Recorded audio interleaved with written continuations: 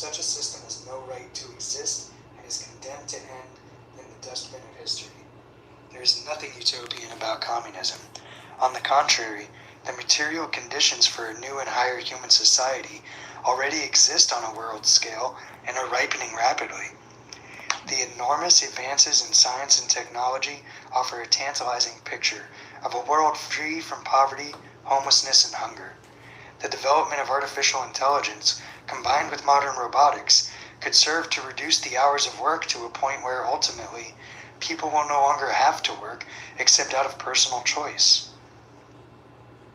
Half the youth in Britain say they want some kind of revolution.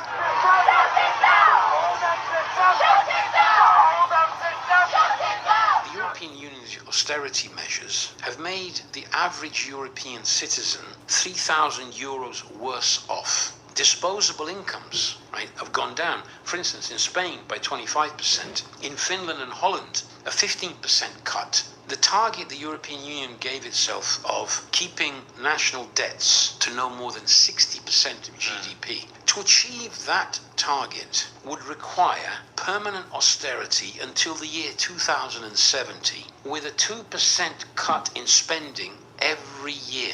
Yes. 2% of GDP.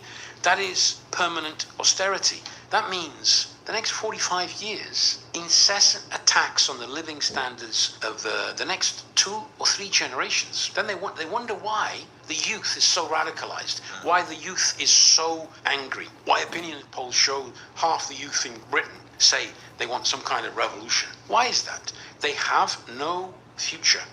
This system offers them nothing. How can you expect stable politics in a situation like this?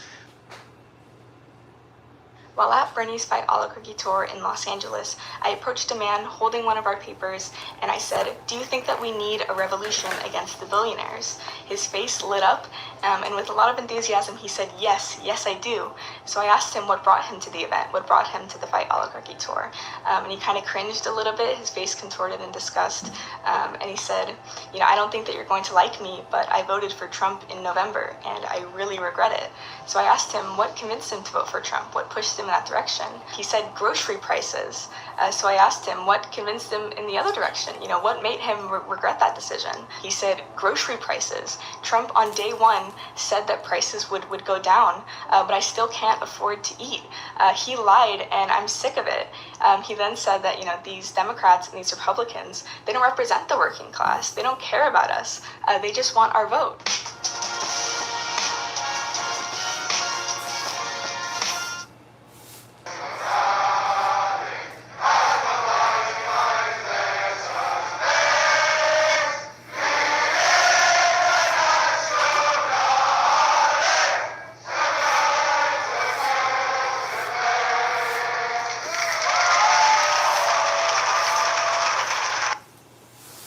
A lot of people may be surprised to hear this. Most major unions in this country either were founded or became powerful because of communists, socialists, and anarchists. It was the left that really built the trade unions. There were 4 huge strikes in 1934. One strike was the Minneapolis Teamsters strike that was led by Trotskyists, and it was successful. That transformed the Teamsters Union from being a small, skilled trades union into a big industrial union powerhouse, which it is today. The same year, you had the West Coast Longshore strike, which was led by the Communist Party, and that built the West Coast, the ILWU. Then you also had the Mustyites. They led this mass auto parts strike in Toledo, Ohio in 1934. So you had 3 big strikes that were successful. You had another strike that was led by the AFL. It wasn't led by radicals, but that was defeated by the most ruthless means. They even took what had been a German prisoner of war camp for World War I in Georgia. They used that as a concentration camp to put workers and their families. This is what it took to defeat those workers. To smash ICE, we need a revolutionary communist party with roots in every city. Thousands of workers and youth across the Los Angeles area have hit the streets in spontaneous efforts to stop ICE raids. Across the country, militarized federal agents armed with assault rifles and tear gas are raiding workplaces and immigrant neighborhoods. Masked ICE officers are ambushing and brutalizing ordinary workers on the job. This violent campaign of terror is an attack on the entire working class, calculated to distract, divide, and instill fear. Trump wants to appear tough as he stumbles from one failure to another. He promised to raise living standards for American workers. Instead, he is plunging the economy into a crisis that risks spiking unemployment and inflation, and planning to cut Medicaid and other essential services. So Trump needs a distraction, but he's playing with fire. It's been 5 years since the George Floyd uprising sent Trump hiding underground into the White House bunker. His provocations risk igniting another mass movement. Some protests have reached over 10,000 participants. In response, Trump federalized 2,000 National Guard troops and sent in 700 Marines. California Governor Gavin Newsom complained about the blunt force and purposefully inflammatory tactics of the Trump regime. Like other Democrats, he simply prefers a more surgical approach to terrorize immigrant workers. No matter which party is in power, an anti-immigrant policy is pursued. The Democrats' cynical public posturing is pure deception. Obama and Biden each deported more people than Trump did in his first term. Newsom himself has proposed barring immigrants without legal status from receiving health care through Medi-Cal. Neither party is here to serve us. The only defense against these raids will come from the workers themselves, and the militant mood that has erupted in the face of these raids is a sign of things to come. But as the experience of 2020 shows, mass spontaneity on its own is insufficient to effectively fight against the armed bodies of the state. What is needed is mass working class action and organization. These protests should be staging grounds for the coordination of mass assemblies. Neighborhood defense committees like those seen during the George Floyd uprising should convene across LA and anywhere else threatened by ICE attacks. Democratically elected councils should be formed and linked up to coordinate protests and strikes nationwide. Most of the munitions being used on protesters are produced in California. Delegates from these councils could reach out to munitions factory workers and call on them to lay down their tools and strike. Organized labor should step up into the fight and coordinate a class war response, including protests and strikes. Already, the state has come down hard on labor. Cops beat up and detained President of the California SEIU, David Huerta. He was hospitalized for a head injury. The SEIU has 700,000 members just in California. They could spearhead a mass movement against Trump's attacks. Nationally, the AFL-CIO could mobilize millions of workers in solidarity and launch a drive to organize the unorganized, documented or not. The only way a movement can be organized effectively is if it is led with class war methods. To smash ICE, we need a revolutionary communist party with roots in every city. Through nationally coordinated action, such a party could obliterate all barriers preventing the workers from winning political and economic power. The revolutionary communists of America are building such a force. We stand shoulder to shoulder with our class in the fight, not only against the racist and xenophobic administration, but against the entire rotten capitalist system it serves. We fight for the immediate and unconditional legalization of all undocumented workers, an end to all racist immigration controls, and for quality jobs, healthcare, education, and housing for all. We will fund all of this by expropriating big business under workers' control while dismantling the capitalist state, including ICE, Border Patrol, the police, detention centers, and prisons. This is the kind of program that can arm the labor movement for the struggles ahead and transform it into an unstoppable force.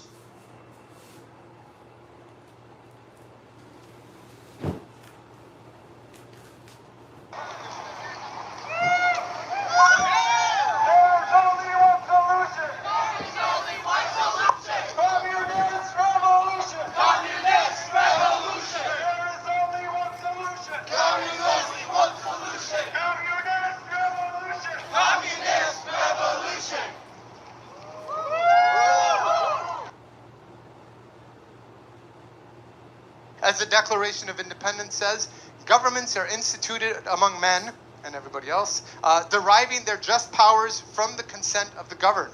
But how can anybody possibly pretend that the current U.S. government defends the interests of the majority? Without a shadow of a doubt, this is a government of, by, and for the billionaires. But the Declaration has more to say. Whenever any form of government becomes destructive of these ends, it is the right of the people to alter or to abolish it and to institute new government, laying its foundation on such principles and organizing its powers in such form as to them shall seem most likely to affect their safety and happiness. In other words, comrades, The most inalienable right of all is the right to make a revolution. To the extent that you've had mass layoffs, it's been in tech. And to the extent that you have huge unemployment, it's for recent college grads, particularly computer science. I mean, that's where you have this slowdown. And think about, for the first time, this is one of the stats that Comrades were discussing this week, recent college graduates now have a higher unemployment rate than the general population. Recent college grads, those that spent years and tens of thousands of dollars to educate themselves and follow the rules with the hopes of doing something productive, society has no need for them and can't find a place for them. And they have they're the most desperate layer of society now. They're the ones that can't find a place to get plugged in with the market. What does that tell you about American capitalism? Can't find a role for them. I mean, large numbers of young, educated workers with no future and no prospects is an explosive ingredient. Wall Street Journal, 25% of people say they think they have a good chance of improving their standard of living. That's a record low since surveys started in 1987. More than 3/4 say they lack confidence that the next generation is going to live better. 70% of people say they believe the American dream, that if you work hard, you'll get ahead, no longer holds true or never did. That's the highest level in nearly 50 years of surveys. I think that's probably unprecedented. I mean, this is the result of all of these processes that we're talking about. I think one of the flammable ingredients in Indonesia was precisely having a large number of young, educated youth workers with no prospects and nothing to do. The comrades on the ground could see this coming. They were describing this at the World Congress, that you could see various symptoms, like job openings would attract thousands of people who would line up around the blocks. And they would have some of these jobs that would attract huge numbers were like street sweeper.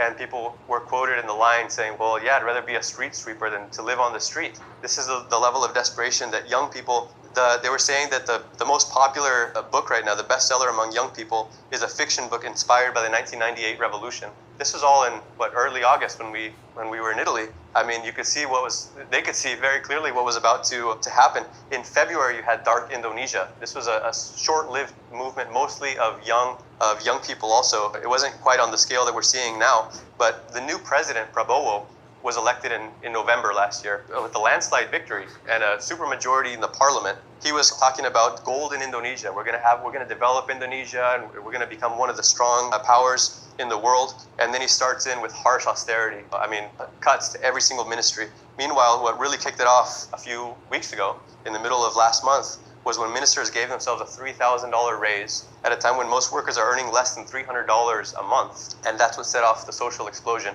And then when you had this 21-year-old delivery driver, Afan Kurniawan, killed, being rammed by a tactical vehicle of the police, that's what really transformed the protest into a nationwide insurrection. I mean, there's no other word for what's happening right now. They're calling for the dissolution of parliament. Members of parliament are having their mansions raided and looted, stormed by protesters. One of these members of parliament, they put do you have anything to say about the protesters that are calling for the dissolution of parliament? And he says, yeah, I would say that they are the stupidest people on earth. And then he finds that his home is stormed by thousands of people who are live streaming themselves taking a $600,000 watch out of his bedroom. I mean, this has happened to the finance minister of the country and to various other members of the state. Not only that, their prime target, they've burnt down the parliamentary buildings throughout the region. Indonesia is actually it's a pretty huge spread out country. It's got a massive population, 284 million. It's the fourth largest country in the world by population, right after the United States. There's regional parliamentary buildings. 37 of them have been stormed, have been burnt or damaged to some extent. That's as of a week ago.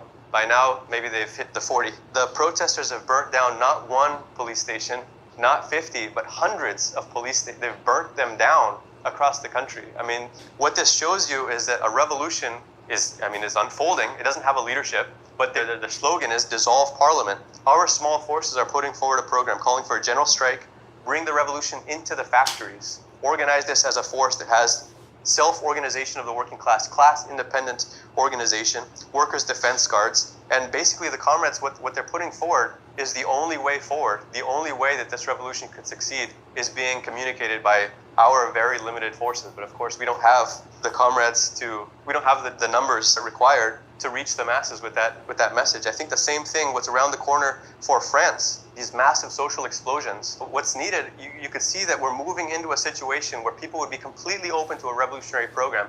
Every move that they're making is showing they want a class war, and they want that class war to escalate. the anger isn't finding a channel, it's not finding a leadership that can show where it would move forward. But I think in the long run, the point of all of these perspectives is that these scenes are the logical outcome of the entire situation. The ruling class has no way to avoid this same fate. They can't avoid what's happening in Indonesia, happening at a certain point in the OECD countries, happening at a certain point in every country on earth, because their system, the exhaustion of its system, is something that they have no control over. They cannot reverse that. And that's the meaning of the crisis of capitalism. I think if we can help the comrades understand, history is locked into this trajectory. It's a map.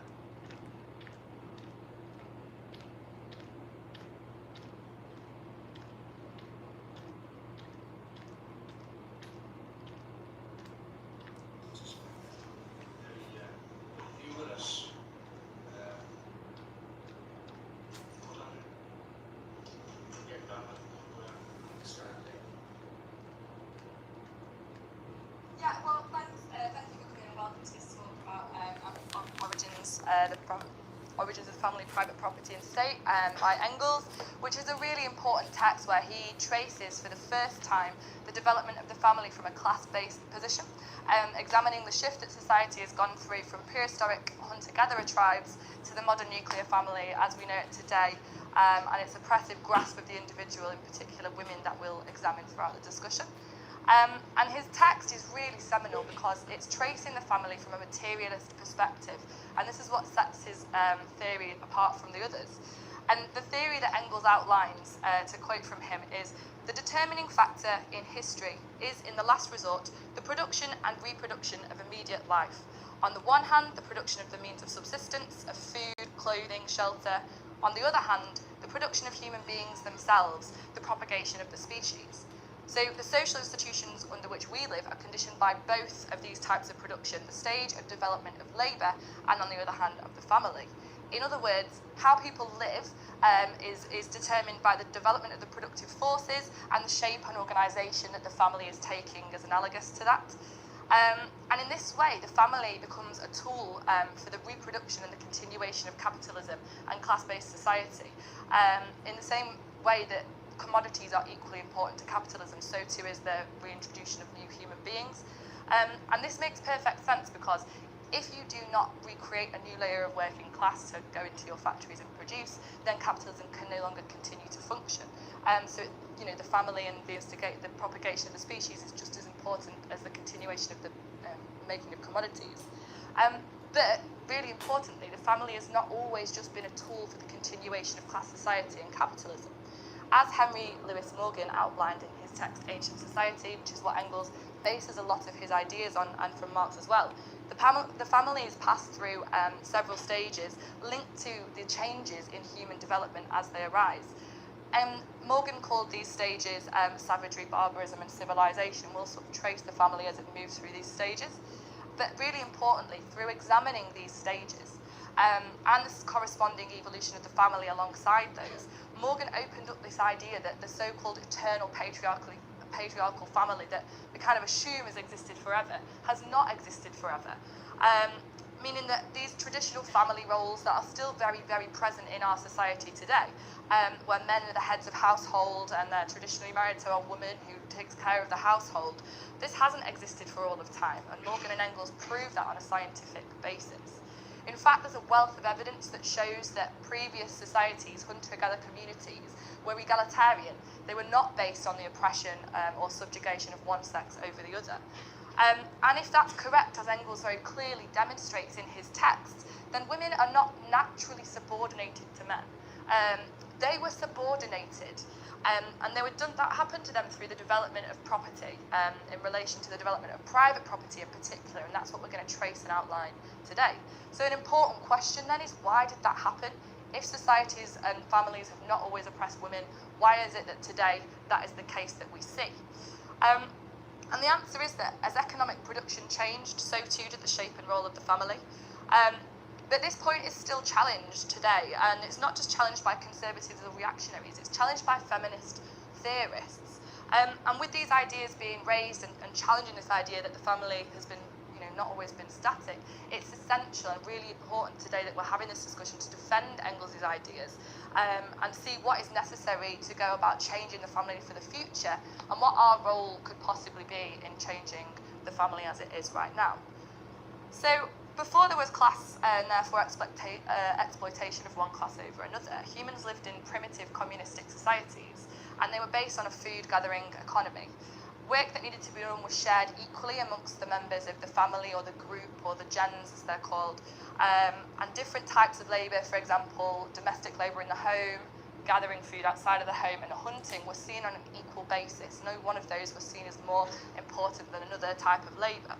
And at this stage that Morgan and Engels are talking about, he calls it savagery, but we might be more familiar with the Paleolithic era to describe this point in time. And evidence of these societies, even though they're incredibly ancient, still exists today, and by looking at those we can understand the shape and the changes that the family's gone through. For example, there are still some communities of Aborigines, the world's oldest continuous culture, where equality exists between individuals regardless of sex. And in 2015, the journal Science conducted a study examining other contemporary hunter-gatherer tribes in the Aborigine tribes, so some of them, but also in the Philippines and the Congo, and found those tribes to still be egalitarian. And in this article from Science, the author Peter Gray commented, "Wherever they are found, in Africa, Asia, South America, or elsewhere, in deserts or in jungles, these societies have many characteristics in common. In each of these societies, the dominant cultural ethos was one that emphasised individual autonomy, non-directive child-rearing methods, non-violence, sharing, cooperation, and consensual decision-making. Their core value, which underlay all of the rest, was that of equality of individuals." And if we can see evidence of that existing in these communities today, that also was the way in which previous prehistoric hunter-gatherers organised their communities too. And at this point in history, the monogamous family has absolutely no existence. It's nowhere near the way that the families and the gens organised themselves. And in fact, children were traced matrilinearly down the mother line. And they were seen as just as essential in their communities as men were. And the reason that they traced the children down this line was because groups or tribes or gens tended to be kind of, I'm using the word married, but of course it didn't have the same kind of connotations then, but sort of joined together. And so it was very difficult to know who the father of a child was when people were taking multiple partners between these groups. And so this was the logical, natural way to trace inheritance. And as I said, equality existed between the sexes in this type of family. So why was it the case then and not now? Well, Engels states that the original position of mothers as the sole, absolutely certain parent of their children secured for them and all other women a higher social level than they have ever enjoyed since. The positioning of women as more central in the family comes as a consequence of this matrilineal tracing, and of course as well as of collective property. So individual private possessions existed at this point, of course they did, but generally property was not something that was kind of considered. Land wasn't owned, and you know, houses and home and things like that were shared collectively, the cooking materials, the tools and things. And so everything was collectively owned in as far as it could be, because everything was collectively produced. People didn't work singly on their own, that was impossible. And as well as that, there was no sort of sense of owning the land. It wasn't like you had a plot or anything like that, especially because of the kind of movement of these tribes, but also the sort of perspective that they were of the land. They didn't own it. It wasn't something that they could control. So in these small-scale king groups, all collected and all hunted food to be shared amongst the entire group. So that led to social relations being based on that equality as well. And the collective method of production of the necessities of life is the thing that allowed for those collective social relationships, that equality. People were completely interdependent on each other, therefore they were all of equal value to one another. No one could survive outside of those groups. You know, it was impossible to live as a singular individual. And so these small-scale king groups were really important, and so was the equality and respect that people had between them. So as I said, collective property as much as it existed was passed down the female line to those known to be her children or back to sisters, rather than you know, if a woman's husband died, for example, things wouldn't go to the man left alive. the inheritors were therefore the family rather than an individual person, and so it was a group inheriting any products or wealth or anything that was left rather than one individual person. And so the wealth stayed within the family by doing that rather than it being passed to an individual man, especially because then if it was sort of, if you imagine the matrilineal tracing of descent, if inheritance or if any property left was to go to the man, it would be going outside of the family, the female-centred family. And so in these societies, which we could call a matriarchy, we'll discuss more on that in just a second, mothers are the centre of culture without ruling over any other members of society. And women-led societies, so when we talk about them as I'm sort of saying as a matriarchy, to define that, it's not the opposite of a patriarchy, because a patriarchy is dependent upon private property, of which the woman becomes a part, and through which they're oppressed and exploited. So in capitalism, the work in the home, still done predominantly by women, is seen as valueless. But here in these communal households, the exact opposite is true. There would be no life at all without the women. They were essential, they gave birth to life, and therefore they were revered. The fact that they worked and were in control of the household as well, which was the role that women played, this was seen as equally valued to that of what men were doing outside of the home, meaning they weren't seen as weak or useless either, which is a characteristic that became associated with the bourgeois women who did not work later in society. We'll come on to that later. So they were respected for the work that they did and the contribution to everyday life. And just to give an example, this was true of the Iroquois of North America, the tribes that Morgan sort of lived with and was adopted by in the study of his work, Ancient Society. And in their society, children were brought up collectively by members of the same gen or kin group, and men lived in their maternal homes, still helping with child rearing and playing a father-figure sort of figure to those children, but not their own biological children who were unknown. And we can see further evidence of this sort of matrilineal organisation when we look to a different country as well. We can look to Germany for this, and Tacitus, who's writing around 100 AD, examined the German gens, which are called Kuni, and he observed the family relations and noted that where there was to be some kind of bond put on somebody to continue or carry out a promise, it wasn't the son of the person that was chosen, it was their nephew, because then the man would be much more likely to continue and hold out his promise when that promise was to an entire family unit rather than to a single individual who was often not even known to them. So we can very clearly see from these examples that the family has not always existed in the way that we see it today, and there's a wealth of evidence to prove that. However, as I said, there's opposition to this. There's opposition to the idea that the family has changed and that it was once equal and that women were once in this revered position. Academics and individuals argue against this. I come across it quite often in discussions of this, where people say, well, okay, it might have been slightly different, but men are so much stronger. It's through their strength that they've come to be in this position of power over women. I was having a discussion with just a group of women in Sheffield just a couple of weeks ago, where one woman was saying, well, they could just slap you down. They're stronger. You can't have equality for this exact reason. And these people argue that because of this, equality can never have existed, on the basis that gendered labour has always been hierarchical due to strength, and this is the kind of determining factor in the shape of the family. And this argument rests upon the idea that men have this, in some cases, sort of genetic propensity to strength that women do not have, meaning that they were the fighters in their families, they controlled weaponry, and therefore this is the reason that led to male dominance. And people from that take the leap that that also gave men political dominance, and that matriarchies couldn't have existed because where you had strength leading to political control, how could women have a say in those societies or in those families? But the only conclusion that can be drawn from this for the future, if we take that to be true, is that women will always be oppressed, because we're not going to suddenly change the genetical makeup of human beings, and therefore there's no chance of equality. If that's human nature, how can we change the very thing that is the human? Now, thankfully, these critics are wrong, and Morgan and Engles proved them to be. So whilst historically labour was divided to an extent, it certainly didn't resemble division leading to power and control in the way that I've just described.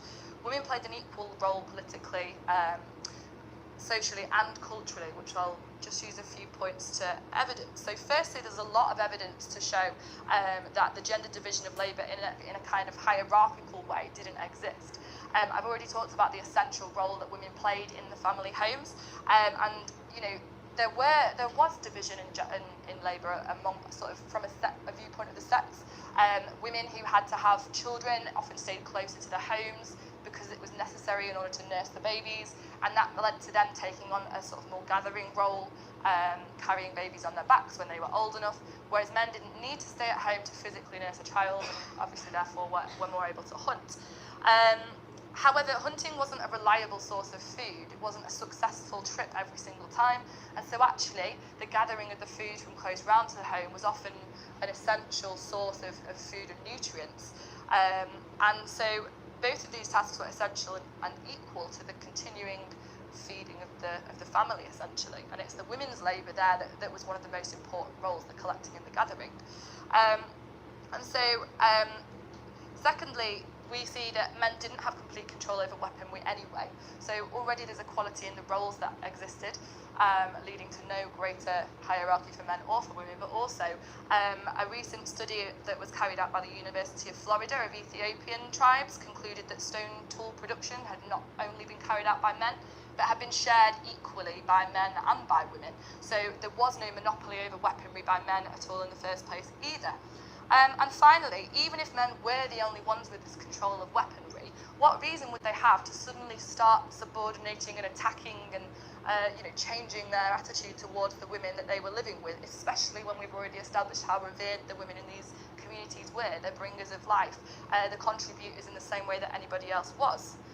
Reasons and means to oppress people are both really important to look at. So they may have had the means, the tools and the strength to oppress, but without a motive, this didn't happen.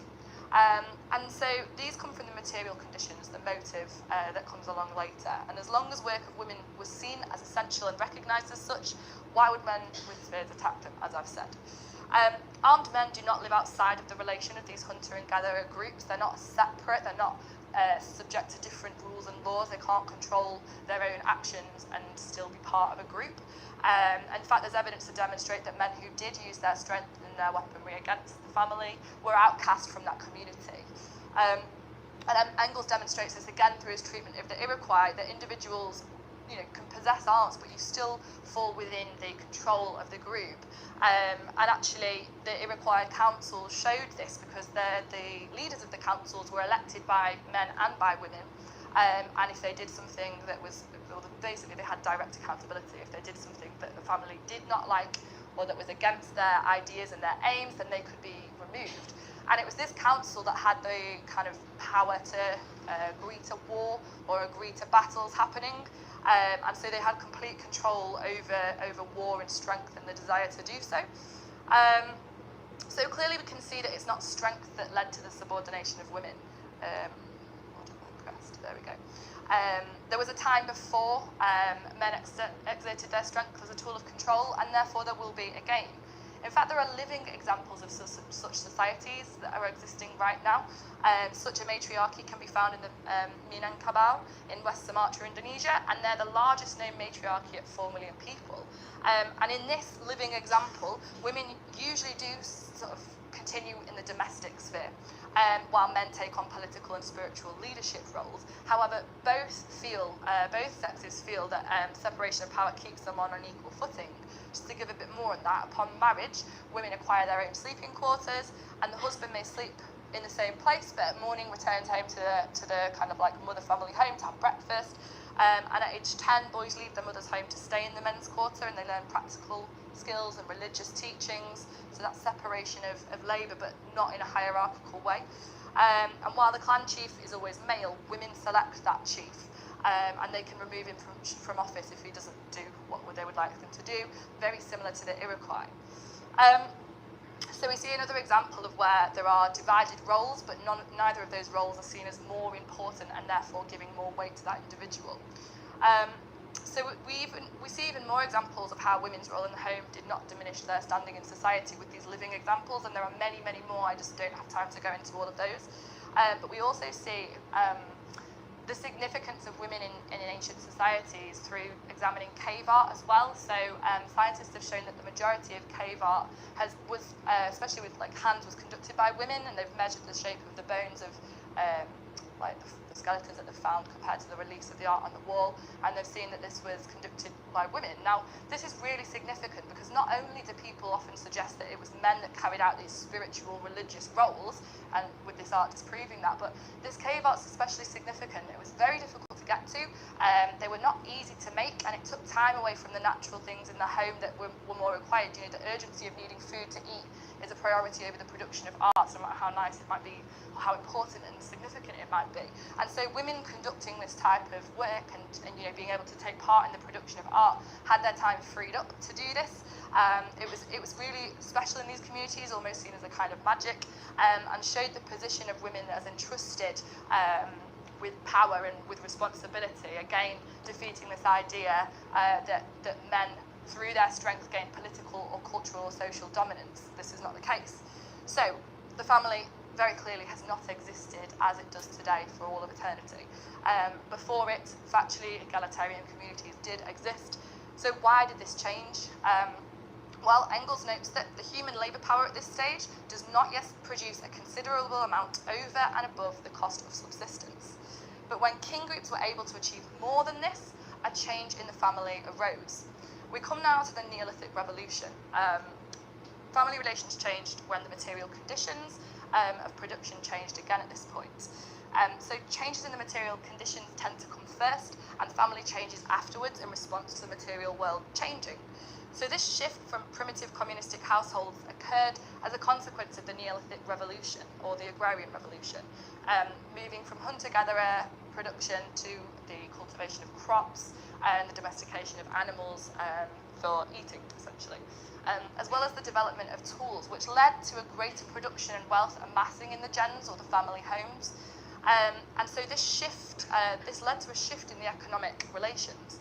People were able for the first time to produce a surplus of food, and this led to a population increase on the one hand, but also the ability to trade, again generating more wealth, especially from areas, the more fertile areas where the gens were settling.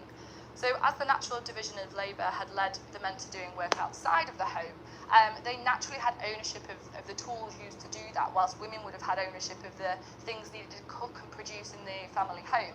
It was just a natural, ordinary, logical thing to have happened. You need to use these things, you need to use these things, rather than an active decision. So where the women kind of collected and carried on passing down these tools in the kitchen, that's what men were using these tools outside for hunting and gathering, collecting and amassing wealth, as they were the ones hunting and producing and then farming and then killing the animals that they were farming.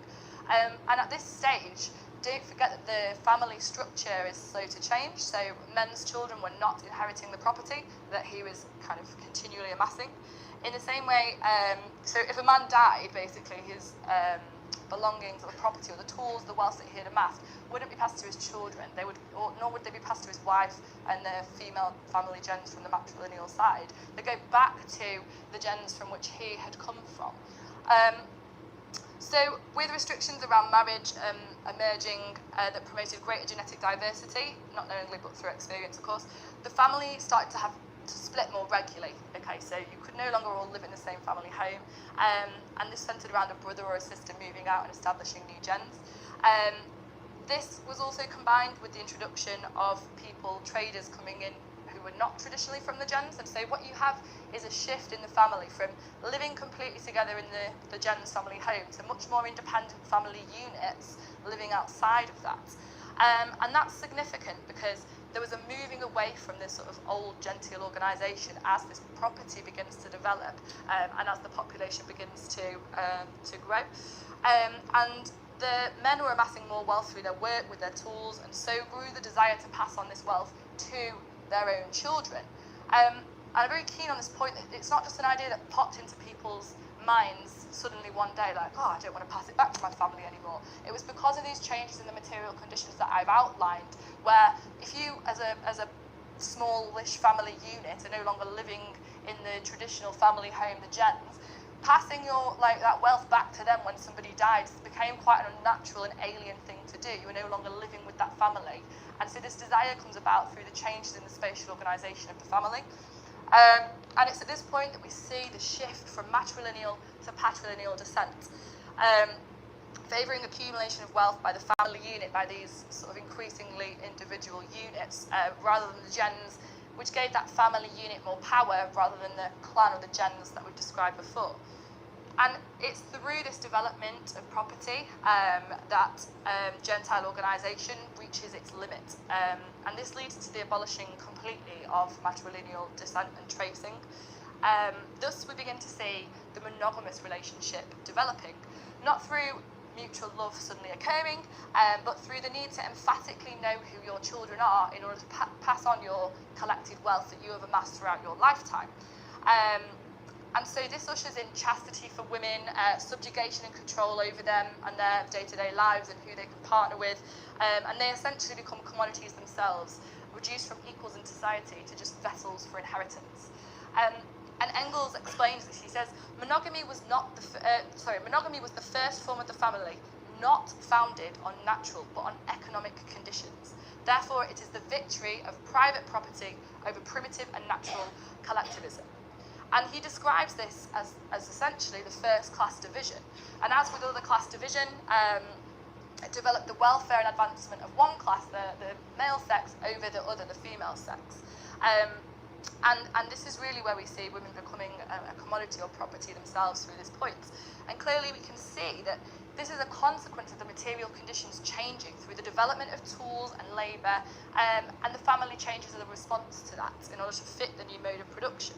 So with the advent of class society, matriarchy becomes impossible, showing that the dominance of one gender over another is linked to the dominance of one class over another, the emerging ruling class.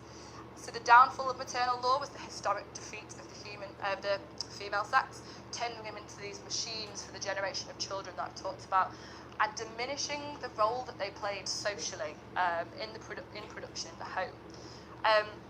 And we see an example of these relations where women are literally just property in ancient Assyria, where the punishment for the rape of a woman was the handing over of the rapist's wife to the husband of his victim to basically further rape. But the point is why this happened. Why did this happen? Because the rape of someone's wife was seen as like a damaging of that man's property, and therefore reparations were paid to the man. Absolutely no regard for the women involved in this situation. And so, I think this is, whilst harsh, a very clear example of how women were really treated as just a commodity that could be damaged and traded and repaid for. So a further example of the development of monogamy can be seen in the Greeks, who previously had held women in higher esteem, as evidenced by their goddesses in mythology, but later degraded the role of women. For example, heroes in the Greek tales, such as the Iliad, had women brought to them in their tents in the role of prizes, and the women were the mothers of the legal heirs to the heroes and men, and they took the role of essentially head housekeeper, and they were expected to be chaste, whilst the men had absolutely no obligation to also be chaste as well. So monogamy from its inception really is for women only. It's not for men, and this is a characteristic that has stayed the same throughout our concept of the family, and you can see the sort of vestiges of that in the attitudes that I think still exist in society today towards women who take multiple partners compared to men. That's a kind of overhang of these relationships. And so with the rise of labour that produced property came the relegation of women's labour too. It's not just the treatment of women as properties, but the type of work that they're doing becomes degraded and belittled. So Engles says, in the old communistic household, which comprised many couples and their children, the administration of the household entrusted to women was just as much a public function, a socially necessary industry, as the procuring of food by the men. With the patriarchal family, and still more with the single monogamous family, a change came. Household management lost its public character. It no longer concerned society, it became a private service. The wife became the head servant, as exemplified in the Greek situation I just explained, excluded from all participation in social production. So through the removal of domestic labour's importance and equality with other labour came the reduction of the woman's role, that belittling of labour that I talked about. And why was it deemed less important? Well, because it didn't produce items that could be sold to earn a profit. And whilst domestic labour is still socially necessary for the raising of children and the continuation of the species, it was no longer on an equal footing to the production that men were carrying out that produced goods, commodities, things that could be sold to turn a profit and further the wealth of the family unit. So this further reduced the position of women in society. So by examining the rise of patriarchy in this way, as analogous to class society's origins, we can understand that a matriarchy is not the mirror image of patriarchy, as I started off by pointing it out. It didn't involve the subordination of men to women, as women are to men under patriarchy, but instead it was a natural way of organising inheritance and relations in the family through a tangibly traceable line, that of a mother being certain who her children were. But in patriarchy, the tracing of children through the male line is not a natural method. It requires restrictions, promises, guarantees. So with the rise of class society, women are subordinated to men for the purpose of the continuation of amassing wealth. And their labour loses its value as it does not produce commodities on the same breath. So men, importantly, subjugated women for a material reason, and that material reason still exists today: property. We come now to the development of the bourgeois family, and we're starting to see here, obviously the family we've established has changed, but it didn't just change once, it's changed multiple times throughout history. And so the instigation of monogamy is not the only change that has happened. The nuclear family, as we understand it today, has also developed over time. And through this we understand that it's not a natural institution. So as material conditions changed again, and the mode of production with it to the capitalist mode of production, family relationships changed again. And this was linked to the development of the means of production, and therefore the bourgeoisie as it developed, as capitalism developed. And Engels says at this stage for them that marriage, according to bourgeois conception, was a contract, a legal business affair. And again, we see familial relationships based around property. In this case of increasing property, protecting property within a given bloodline, and the woman remaining in the position of the property of the man, although arguably under capitalism there begins to develop a kind of veil of choice arising. And this has existed right up until the modern day. In many countries this is still happening, but even in the UK, marital rape was not made illegal until the 1980s, showing you an example of how women are this property that anything can be done to them. You are the ownership of the men. Many countries still have that as something that is allowed to happen as part of their law, and this is, it just sort of typifies that attitude that has come from these property relations. And Marx explains in the bourgeois family, the bourgeois sees his wife as a mere instrument of production, and that is exactly what we see there by that kind of behaviour. So in addition to being materially treated as property, these bourgeois women didn't work, as I said earlier, so they were unproductive, and this further reduced their status and their inability to turn a profit. So they remained in this position of subordination, of being worth less than a man was considered in the emerging capitalist society. But the establishment of the proletariat challenges that form of family. Just as Marx describes how capitalism contained within itself the seeds of its own destruction, it also contained within it the corresponding familial seeds of destruction in the proletariat family that undermines the nuclear family. So with the establishment of capitalism and the proletariat, capitalism forces women into the workplace on top of the domestic labour that they already carry out. And the nuclear system is one, obviously, where you have one man goes to work, one woman stays at home, raises the children, continues on with the species. This begins to disintegrate. And in writing about the Industrial Revolution, Engels explains how women working undermined that bourgeois family. He talks about this in the conditions of the working class in England, where he examines the proletariat family and the position of men and women in the home and how they're sort of changing. So he says, in many cases, the family is not wholly dissolved by the employment of his wife, but turned upside down. The wife supports the family, the husband sits at home, tends the children, sweeps the room and cooks.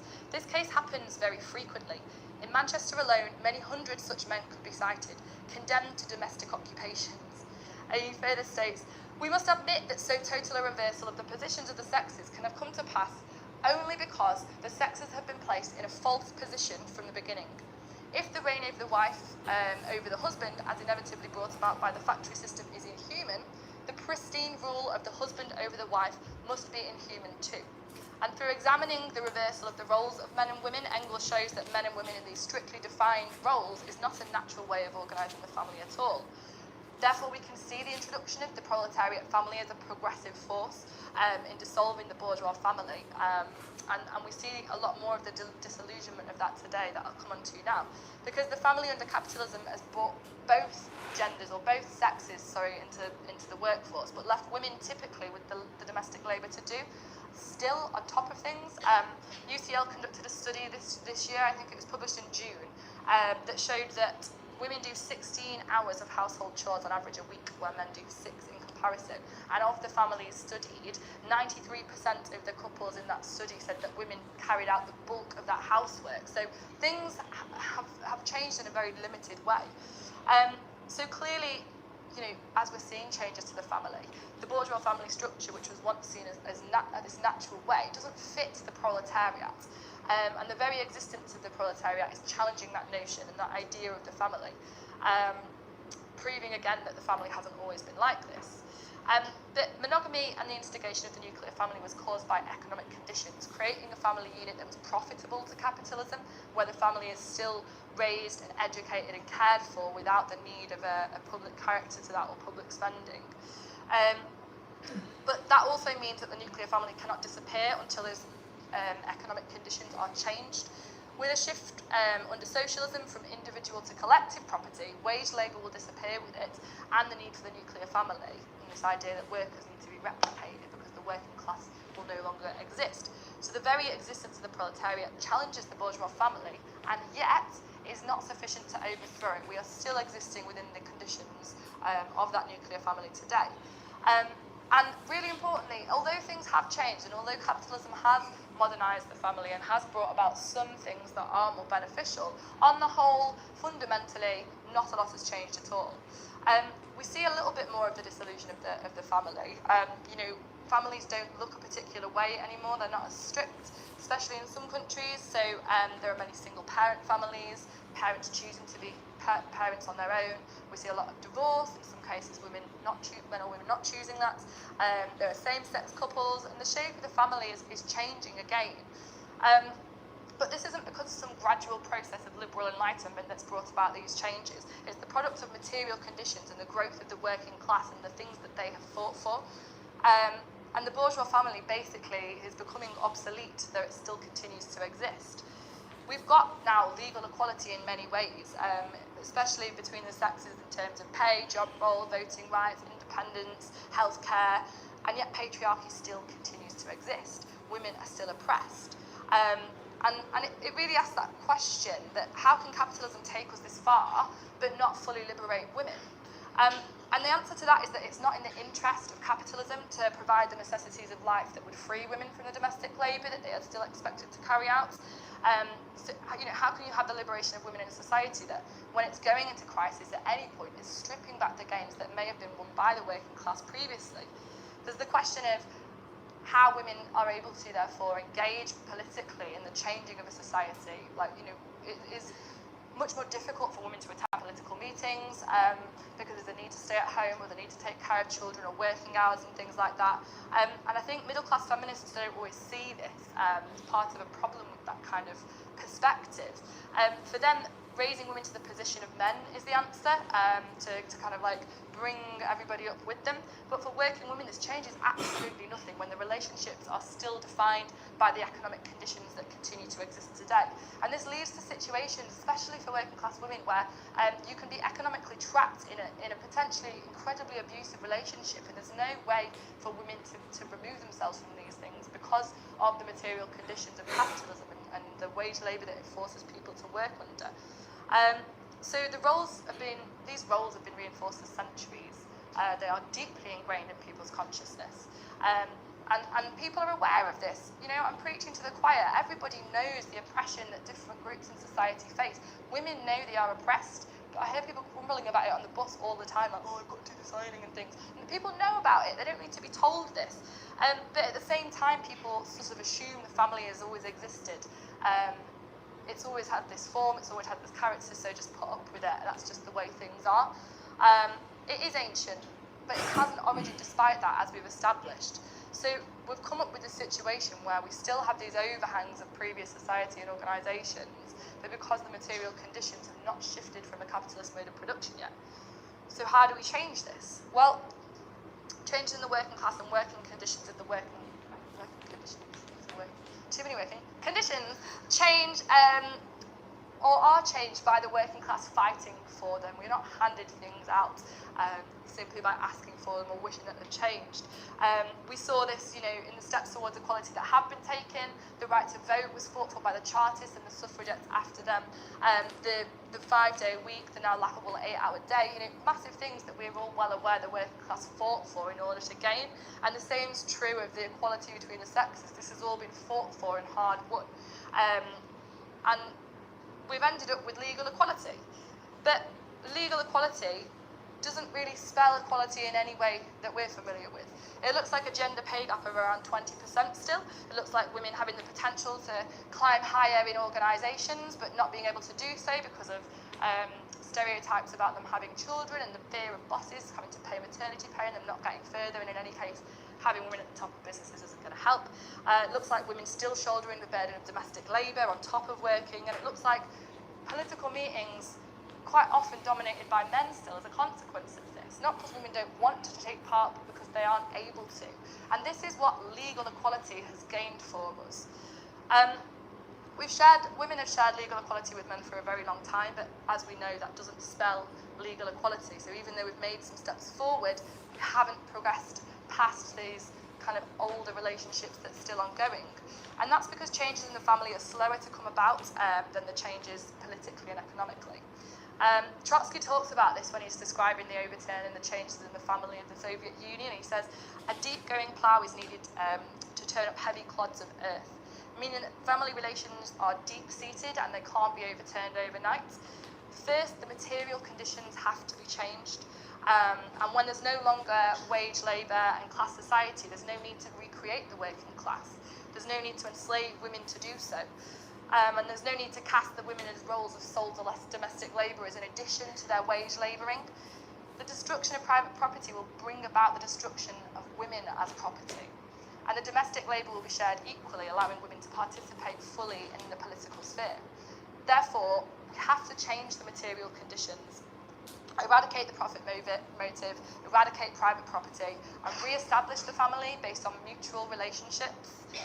In the linking of subjugation of women to the rise of private property, we can see a clear way to ending patriarchy as it exists today, where capitalism has failed and will always fail to do so. End private property, end the property relations that give rise to the social conditions that oppress women. This requires, though, the unity of the working class fighting as a joint endeavour. It's not the question of women, it's not the women's question singularly, alone as something separate. It's a question of the family and equality for all that must be fought for by all sexes. The realm of possibility that socialism has to offer for what relationships could look like in the future is endless. Relationships based on choice being the main one, freedom to change partner freely, and Engles sort of talks about this as like the realisation of true monogamy, selecting a partner because of absolute choice, no other restrictions around that. But Marxism is the only method that can achieve this. And why is it that Marxism is the only method to achieve this? Well, it's because feminism is not materialist in its outlook. It doesn't seek to understand how the family has changed, why the family has changed, or how and why it might change again in the future. And that is something that is necessary to do in order to transform our society and to ensure we change the shape of the family moving forward. In scientifically understanding this, we can understand what is required to change, because we have to change something. It's not going to naturally wither away as long as we are still living in a class society. And so through this scientific method, we can see a clear path, a perspective for change and a method for changing that. Revolution. So, as we've seen, the social relationships between individuals and families are dependent on the material conditions in which they live.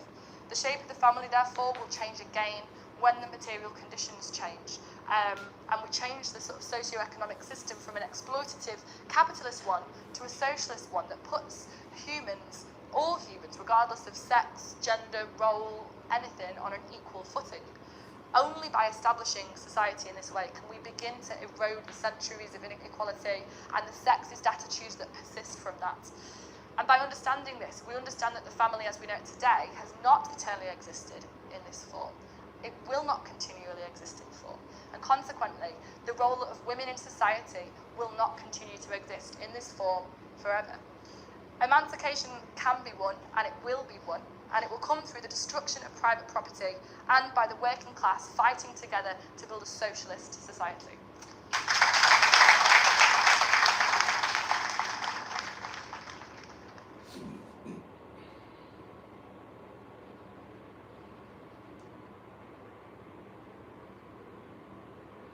Well, it's my task to speak in 45 minutes on a very, very big subject. I could talk for a lot longer, so 45 minutes or so is a dangerous concept. But I will try my best, at least to give a taste of what Marxists have to say on this question. Now, this is about the origin of the family. I'm not going to just sit here and repeat what Engles said, because Engles wrote a very interesting book which you can all read and study, and I hope you either have done, are doing, or will do. But the question is this: has the family, as we know it today, always existed? Has it been like this from the very early days of human society? i.e., has it always been a patriarchal family with a dominant male figure, as we have known it in recorded history? Or is it a phenomenon which has changed and evolved over time? Was there a period in which there was a different kind of family? And in the future, could there be a different kind of family to the one that we have known? Now, in today's academic world, which is unfortunately dominated by idealist philosophical outlooks such as postmodernism, the evolutionist and materialist approach of Engels and Morgan that he based himself on is considered superseded. It's old. It's no longer valid. We have studies which prove that the family has always existed as the nuclear family. Malinowski, a famous anthropologist of the first half of the 20th century, states quite bluntly, the nuclear family has always existed and will always exist. The question is this: is that true? Was there a phase which we would define as matrilineal? Very often you hear people talking about matriarchy. Now, matriarchy means rule of women, as patriarchy means rule of men. We're not talking about matriarchy. It would be a false debate to discuss that, because there wasn't such a thing as a matriarchal society. There was an egalitarianism of hunter-gatherer societies in which you had matrilineality, i.e. the tracing of descent and the organization of family groups around the women. And we argue, as Marxists, and as Marx did, that there was an early phase of human society which he defined as primitive communism.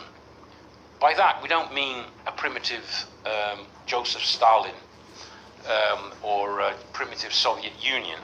We mean a society where there was no private property, where there were no classes, where the means of production was so undeveloped, and humans lived from hunter-gathering.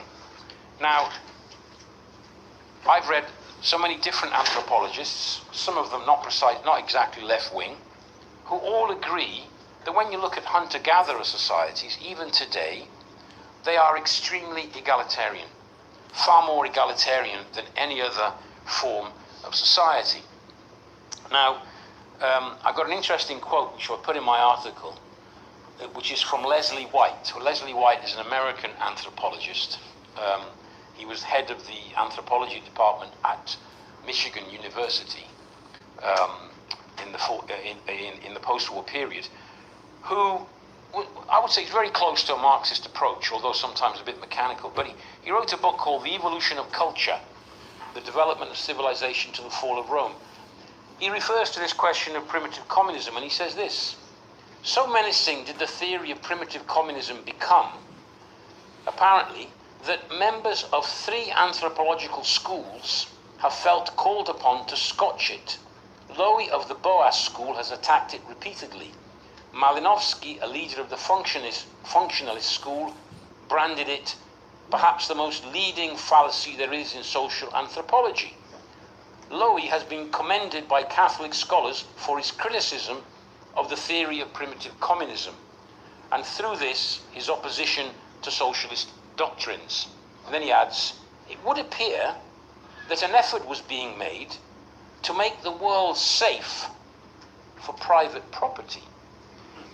You see, if you accept the idea that there was a phase of human development where there was no private property, then the logical conclusion would be that the phase of human society where there is private property may not be a permanent state of affairs.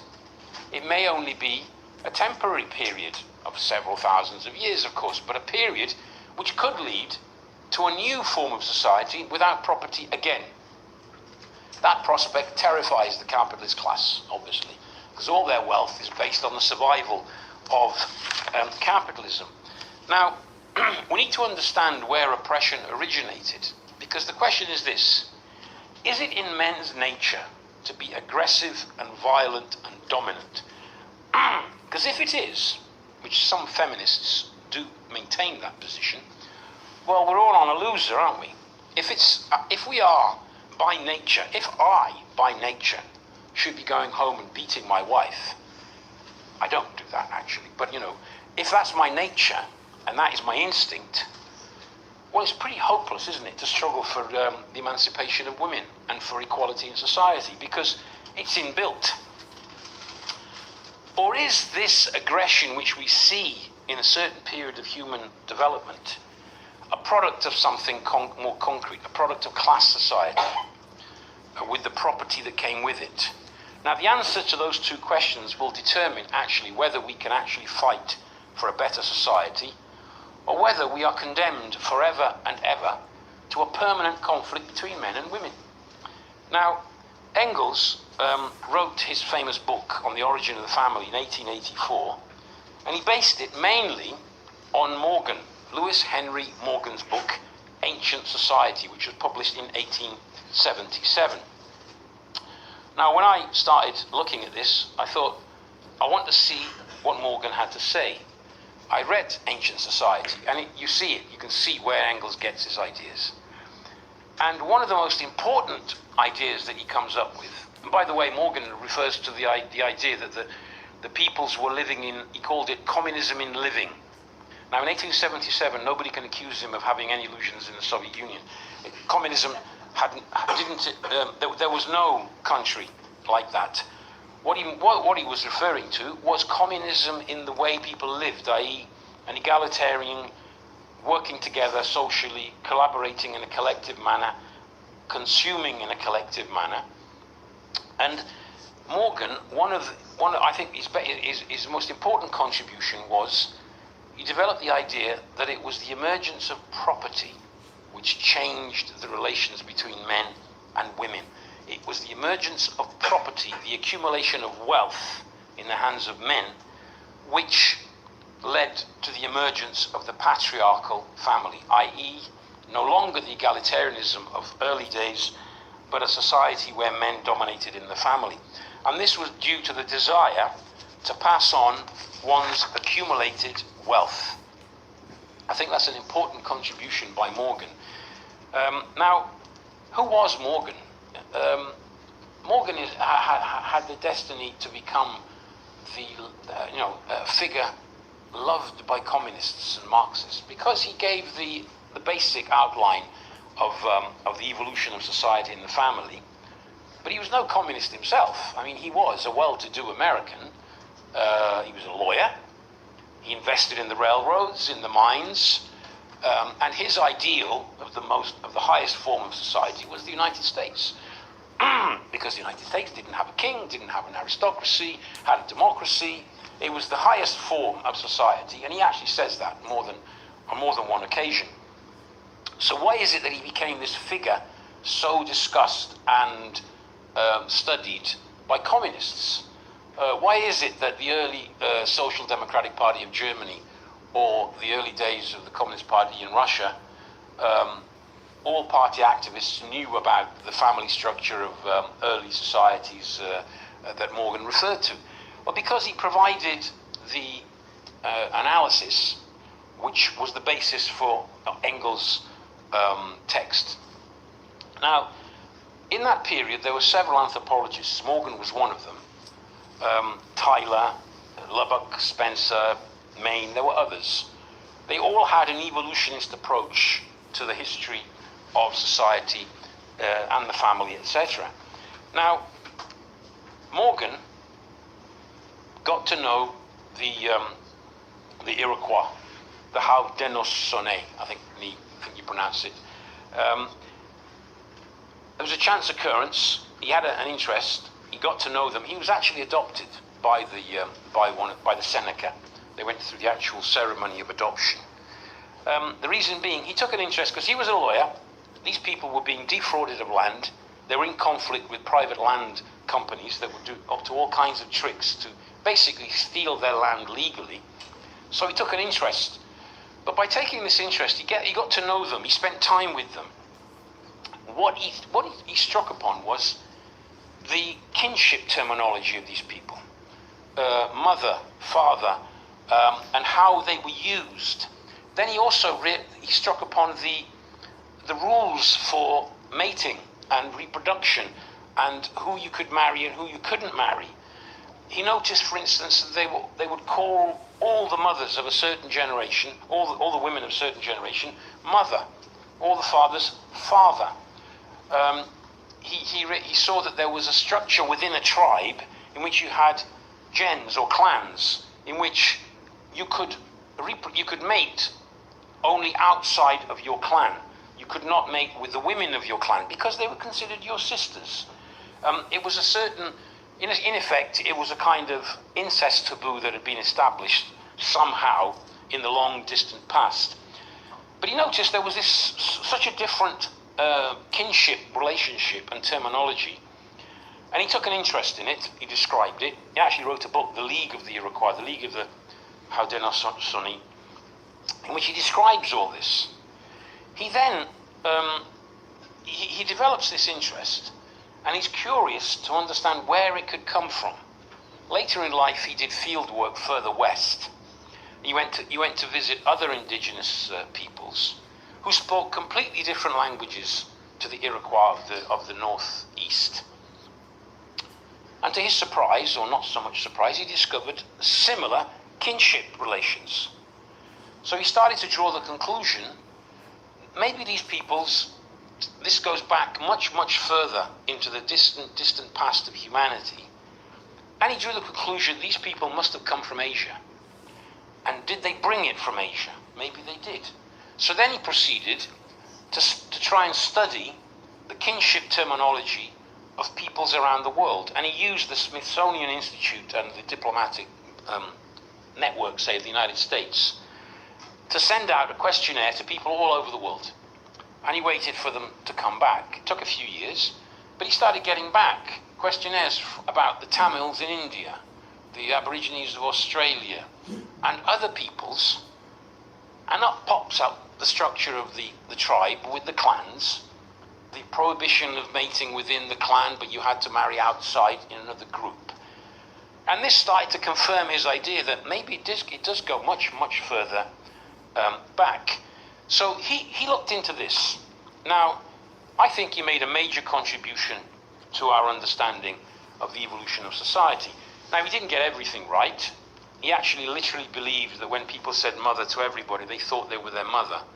He drew some conclusions from that. Going further back, he said it was a remnant of a previous society of group marriage, etc., which subsequent studies seem to show was a mistake on his part.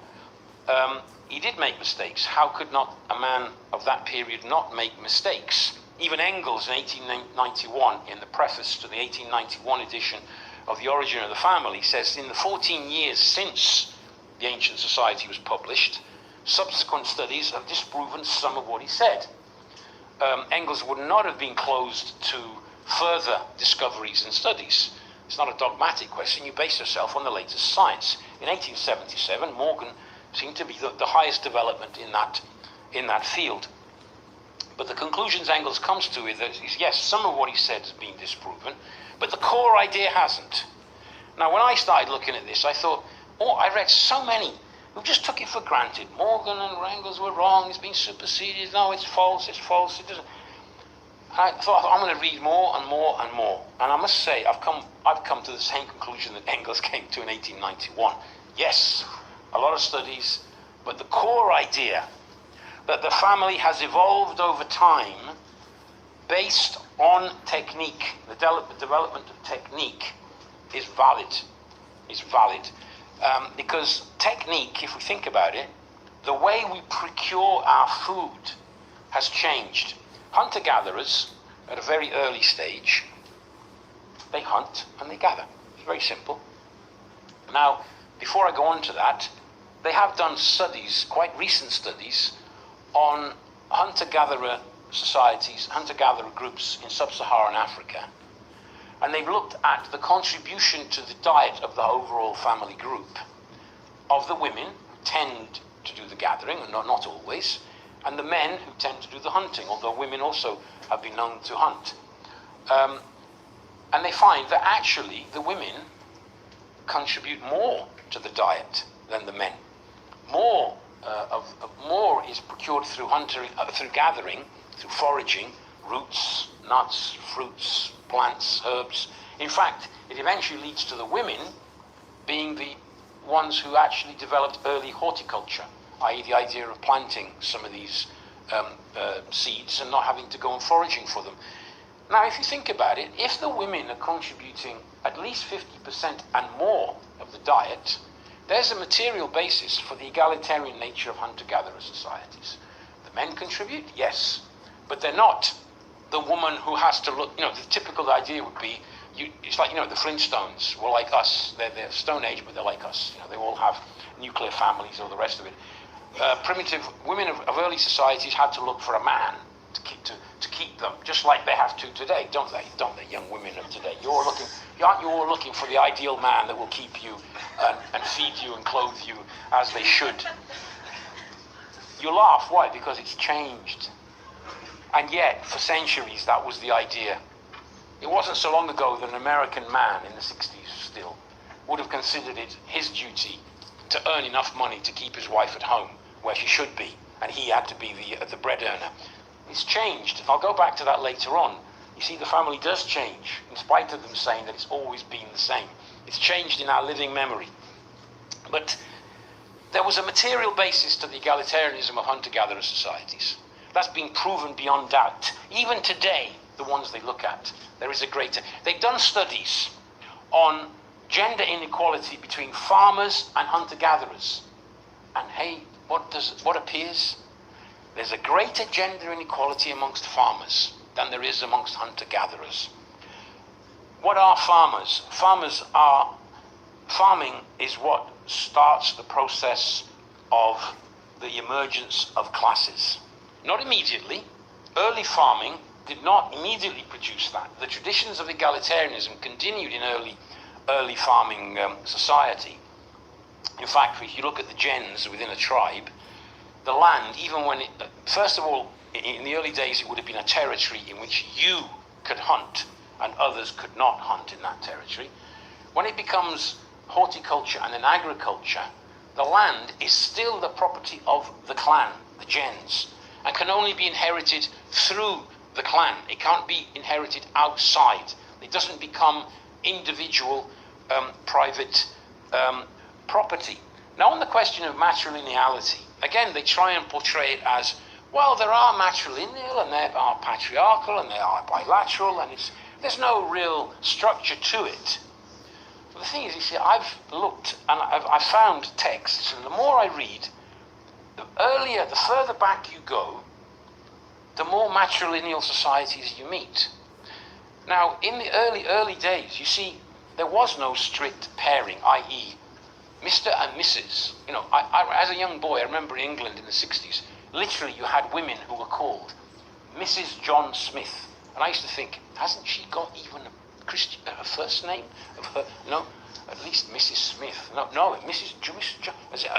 The complete property of the man is what that reflects, historically speaking.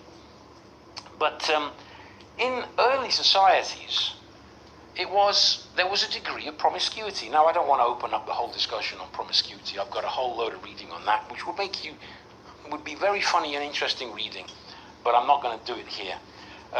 But human beings are not strictly monogamous animals, right? Now, there was a time when a young woman was expected to be a virgin, marry her man, and stay with him for the rest of her life and know nobody else. Now, I'm not going to go around one by one and ask every one of you whether you are monogamous or not. I would bet you're not. I wasn't, and a lot of other people weren't either. In the sense that nobody today finds the love of their life and stays with them for the rest of their lives and knows nobody else. There's a much greater freedom. In effect, we could say that in the last 100 years, we've been evolving back towards a much more natural way of being for human beings. That doesn't mean that there aren't pairing couples and that there aren't people who fall in love and stay together, etc. But strict monogamy is not human nature. And, oh God, okay. Yeah, okay. A little bit louder. Okay, sorry. In the very early days, and the societies that have been observed early enough confirm that. They confirm that aspect. Now, I could jump forward to, I will do that actually, to an individual called Paul Lejeune. Don't know if any of you know him. He was a French Jesuit priest who came to New France, the French colonies, to Christianize the indigenous people.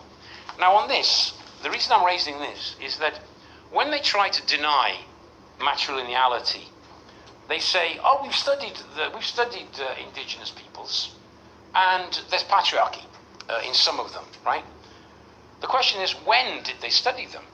Because if you study the indigenous peoples of America in the 1800s, they had been in contact with European culture for 200 years by then, influenced by contact with Europeans.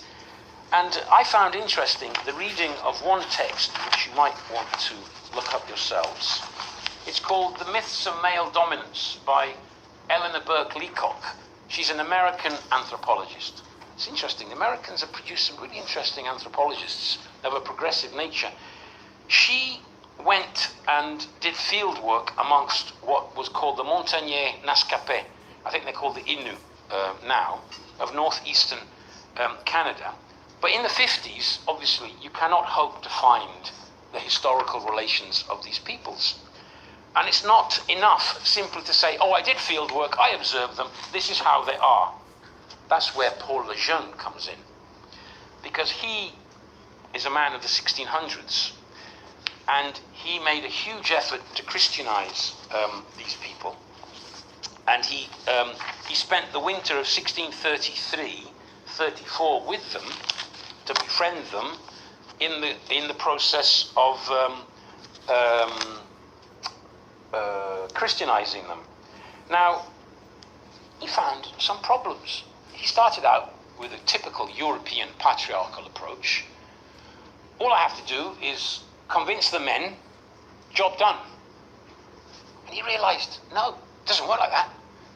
It's not enough to convince the men, because the men don't control the women.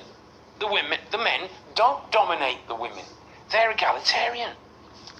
And he said, he spent a lot of time trying to do this, and lots of European colonists have done this. They go to these peoples thinking they're going to find a society where men dominate.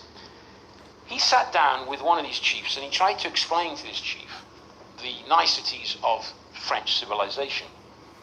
And he was standing there with his son, and he said to him, this son of yours, for example, you say he's your son.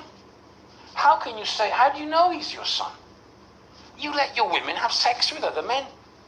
He might not be your son. You know what the answer of the chief was?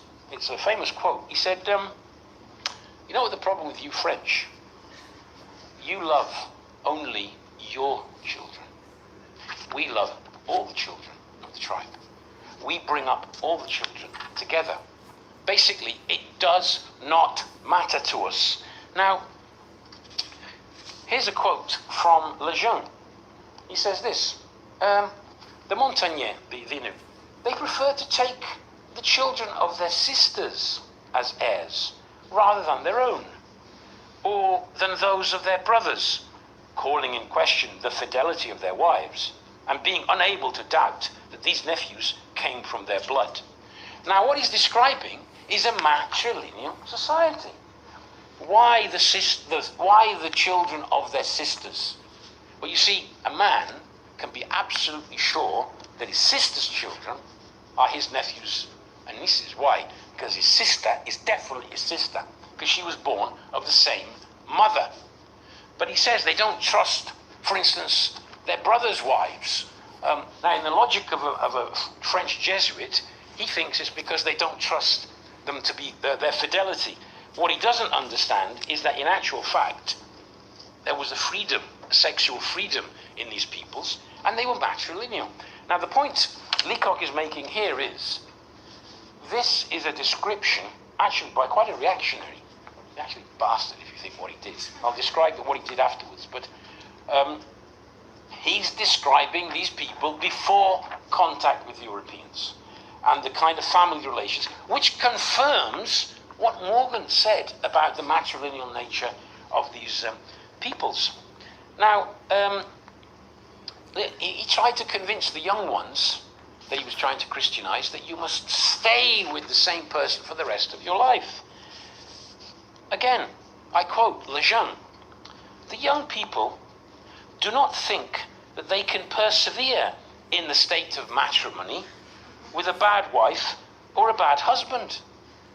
They wish to be free and to be able to divorce the consort if they do not love each other." Now think about it. Who is civilizing who? The French Jesuit actually spent time trying to get them to understand the need to beat their wives. He would say, look, no French man is told what to do by their women, and you should be the same. And he realizes that it's not enough to convince the men, you've got to convince the women. But then he realizes those that have been brought up in this culture, it's very difficult. And he's thinking, if I baptize these young people, they may not behave like Christians. They may revert to their bad habits of not wanting to be with somebody they don't love, terrible thing. So he draws the conclusion, you read it, we need to take their children. And we need to take them away from them. Because, he actually says it in one of his texts, if we have the schools for these children in the neighborhood of the tribe, or this group of people, these indigenous people, if they see the way we treat the children, they will come and take them away. Because they didn't beat their children. They didn't beat their wives, and they didn't beat their children. He describes one scene where one young woman, they can't convince her of the advantages of French civilization and culture and behavior, that she has to accept fidelity to the man, etc., etc. Because they can't convince her, they decide they're going to take her away to a dungeon. That'll teach her a bit of time in a dungeon. By then, he had Christianized some of the indigenous people, and the first Christianized were the most zealot of, devout Christians, fanatical Christians. They were physically manhandling, taking away this girl, and the others who had not been Christianized tried to intervene. The others threatened them, actually, we will do anything for God, I will kill you. So they backed off, but they were disgusted at this scene. This is the civilizing effect of European culture on these people. But you see, it wasn't just a product of a priest sitting down and trying to convince.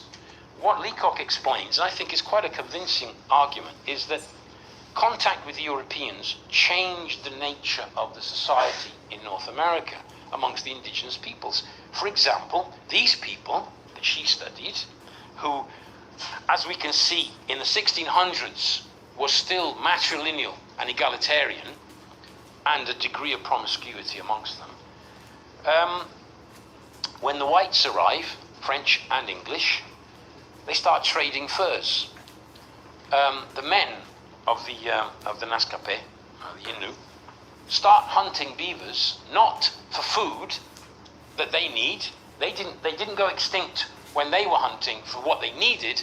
Now they started hunting on a large scale. They describe how one man and maybe his son would have 300 traps in a line in the forest, and they would spend the whole hunting season manning the traps, catching the beavers, killing them, skinning them, and then at the end of the season they would come down to the river or the lake, wherever, with them, and waiting for the English or the French ships to arrive to trade the furs. In exchange, they would get food, they would get clothing, they would get tools. The way they lived had changed. And this had a huge impact on the family.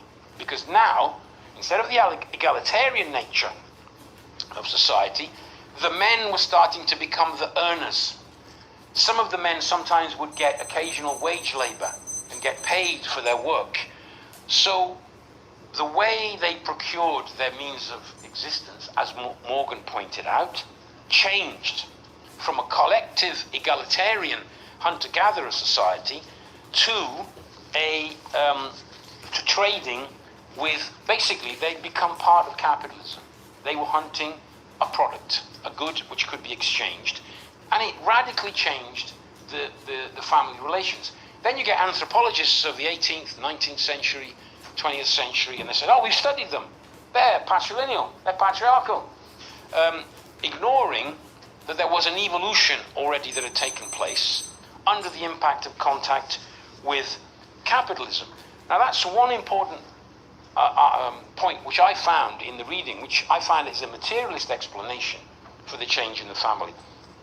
But let's go back to the history of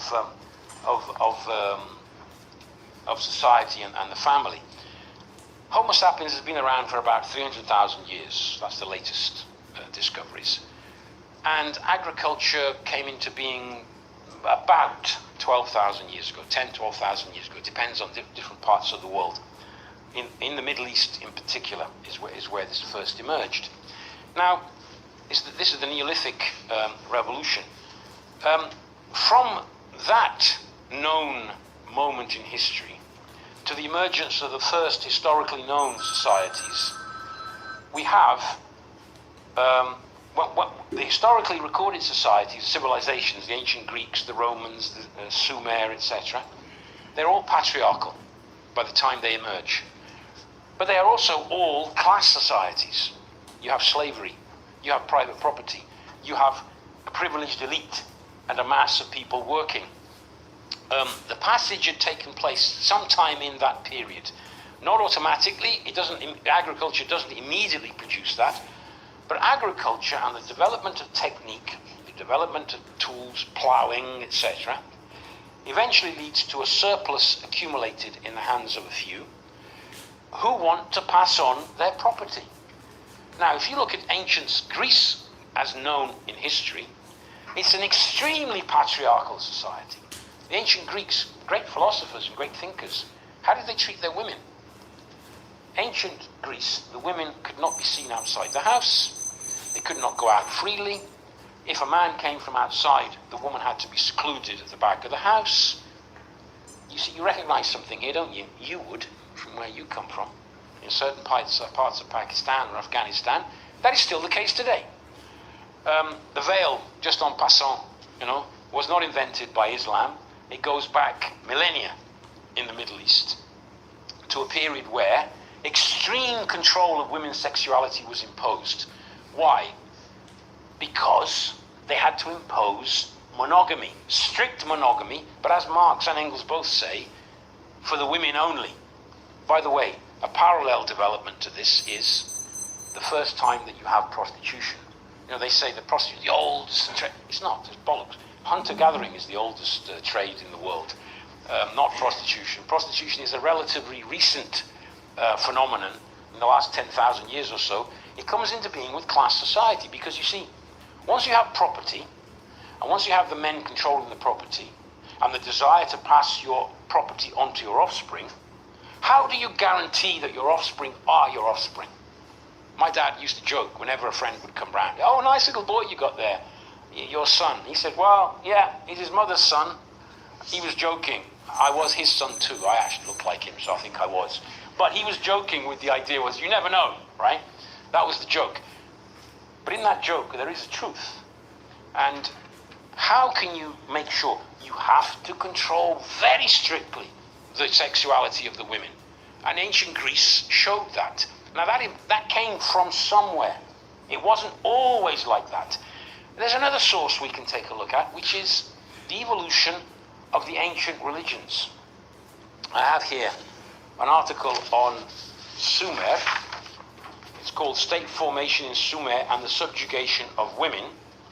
And very interesting article which points out and actually outlines the evolution of the religion of Sumer, which shows that there were powerful goddesses in the early days, that women had a much more equal relationship, had a greater role in society, but gradually the religion changes from goddesses, sometimes very powerful goddesses.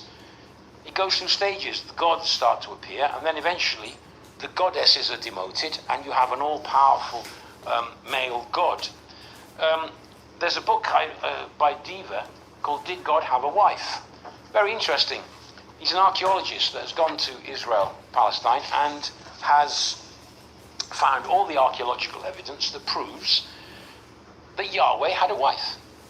She was called the Queen of the Heavens. That there was a period in which this was a powerful figure in the religion. The symbol of this goddess was the tree. Now, why would it be the tree? Well, think about it. In a society where you don't really know exactly how we reproduce, the actual science behind it, women are these fantastic beings that produce fruit.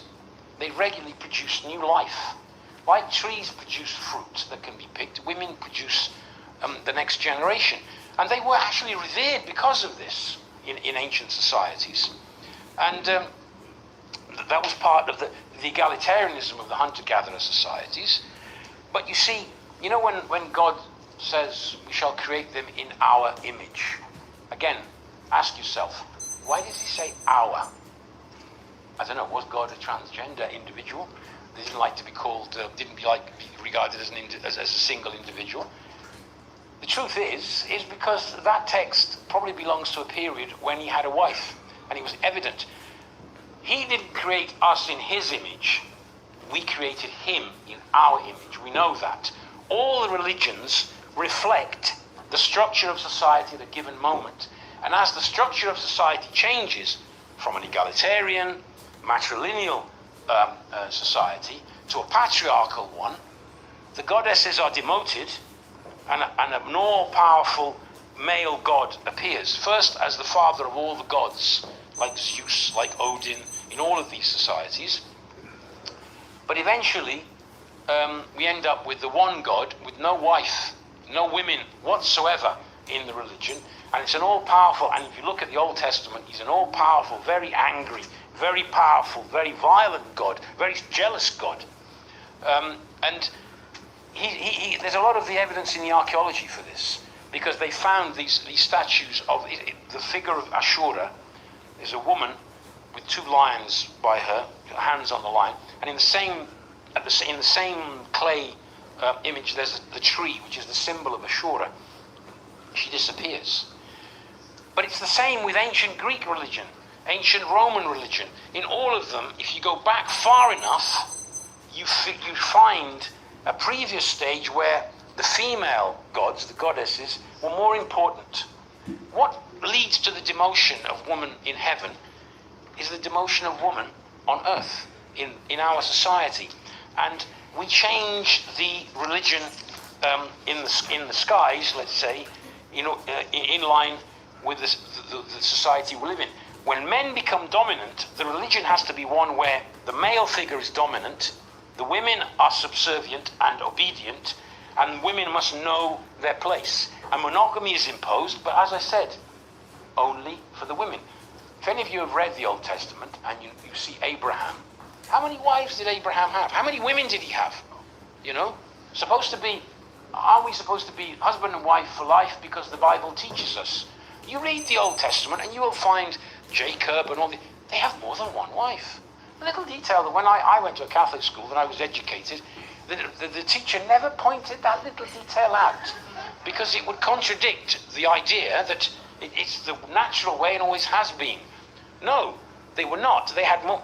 Abraham, actually, the first son, is not even with his wife. It's with the concubine, because the maid, because his wife couldn't give him one. Then God is magnanimous, and at the age of 90, he lets her have a baby. That's the story in the Bible, anyway. But the religions change in reflecting the change in the structure of society. So what I'm trying to say is that you can go back to somebody like Lejeune to see what the indigenous people were like before contact. But you can go even much further back in history and study the original sources of religion, and you see these changes which all indicate a transition from matrilineal to patrilineal. It's reflected in the religion. Now, Morgan was an evolutionist, and the anthropologists of the 19th century were mainly evolutionists. Unfortunately, they were also, not referring to Morgan, he was one of the few who did field work, but some of them had an idea that yes, there is evolution, but they used it in a reactionary way.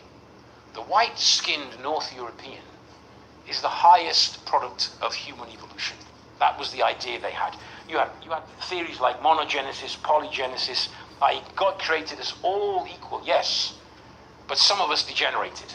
Some of us degenerated and became black and primitive and savages, and others remained the superior being that God had created. Others thought, no, he created us more primitive, but some of us evolved and became superior. The end story is always the same. The whites were somehow superior, and there was scientific basis for that. That was the thinking. Now that's extremely reactionary, but also very useful to the imperialists of the time. Because when you go and treat, especially the way they treated the black African people, enslaving them in horrendous conditions, you've got to somehow justify that. And how do you do it? You declare them to be subhuman. The president of the American Anthropological Society in 1901 actually says that. They're subhuman. And it's to justify the horrendous oppression of these people. And then you have degrees of inferiority. The superior ones were the Anglo-Saxons. They were the British, the Germans, the Scandinavians, North Europe, Southern Europe, Italians, the Spanish. They were already not really white. The East Europeans, strangely enough, very white, but not at the level of the North Europeans. It was all a nice story, which was backed up by so-called science, which dominated society. In comes, I'm going to try and do this telegraphically, an individual called Franz Boas, who was a German of Jewish background, who came to America and became a professor of anthropology, I think, at Columbia University. Originally, he accepted these ideas, but he was given the task, for instance, of measuring people's craniums to establish if there was that it must be a scientific basis to why black people are inferior to white people. So measure their craniums, which he did. He measured thousands of them, and he came to the conclusion that this is bunkum, because the size of a black person's brain can be bigger or smaller in the same way that of a white person can be bigger or smaller. Now, he said if I had to classify them, I'd have to put a bunch of white people and black people and indigenous people in this category and a bunch of in this other category, because it just doesn't make sense. There's no scientific basis to it. And to his credit, he combated the racism. And he had to fight against the stream, in actual fact, because the dominant views in American science at the time was that all this other stuff was scientifically based. He combated it. Now, I'm going to have to be very telegraphic. The unfortunate thing is this. He started out by saying, we must do a lot more concrete field work before we can develop laws of development and analysis, etc.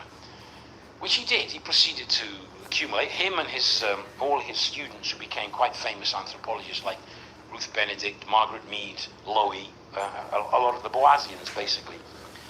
But he drew the conclusion, by looking at the different, such a variety of different societies, he actually says, I'll quote it, it's from his Anthropology in Modern Life. He says, where is it? I'm trying to find it. Laws of development, except in most generalized forms, cannot be established, and a detailed course of growth cannot be predicted. And basically, all we can do, he says, is study the phenomena in front of us, i.e., look at each individual case, but you can't generalize. Now, what happened was, in the 20th century, there was a reaction against Morgan and Engles and the materialist and evolutionist approach to this question.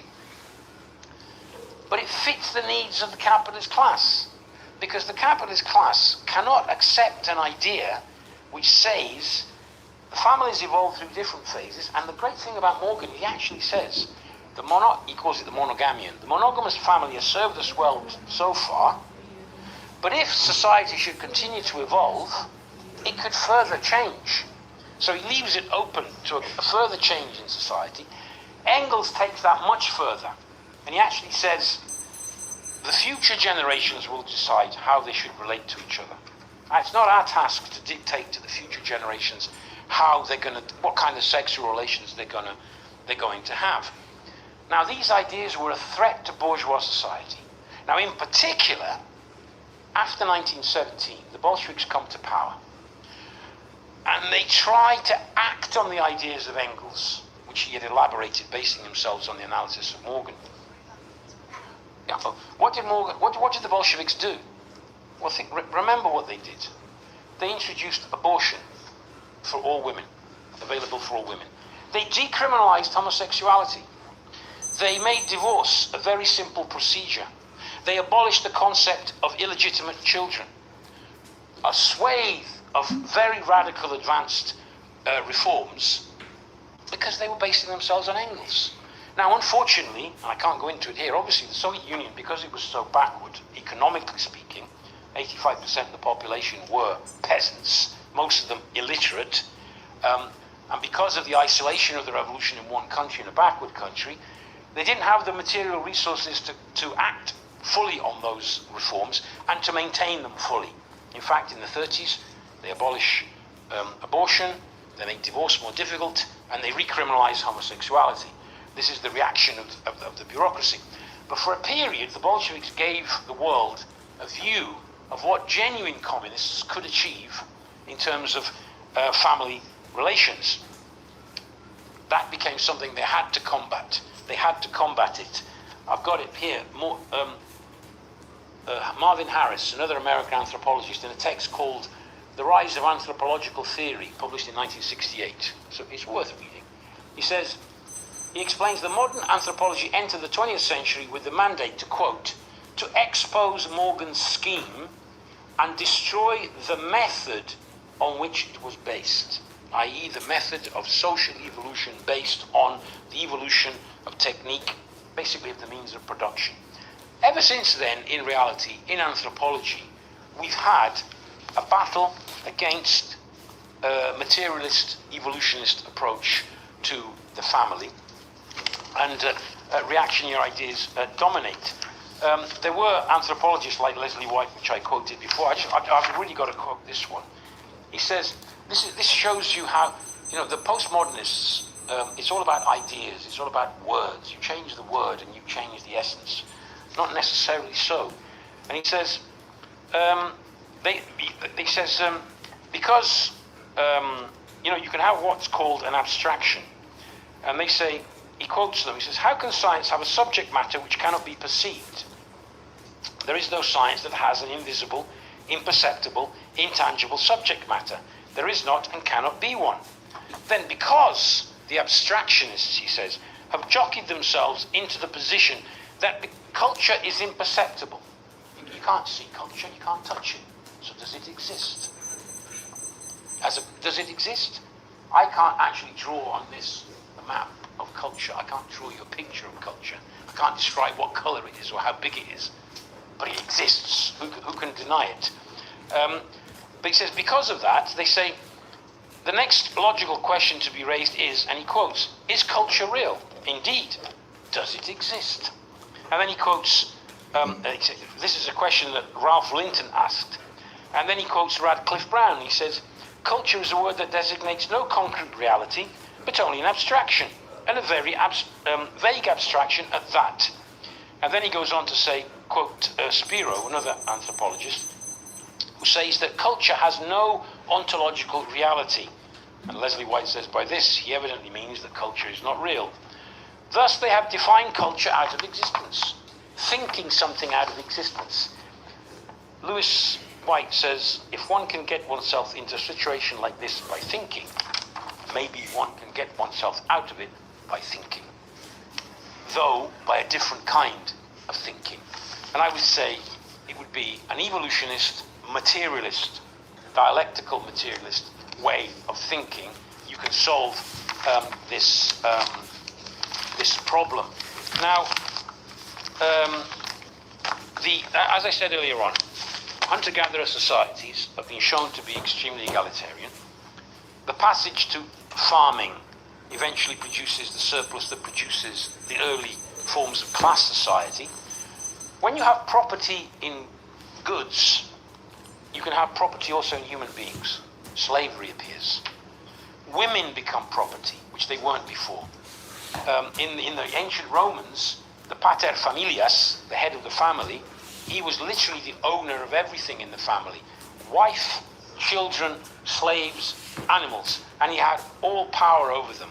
If you read the Old Testament, what do you do to an adulterous wife? You stone her to death.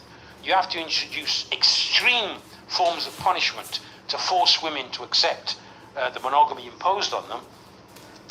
Now, the 20th century anthropology tries to remove a historical view and an evolutionist materialist view of this and deny that this is valid. Now, I've got other things here I'd like to list, but I can't. But just to conclude on one thing, we as Marxists would argue that what I've just listed here is a very brief explanation. You can read the article and maybe even read some of the books which I've quoted. It's worth doing.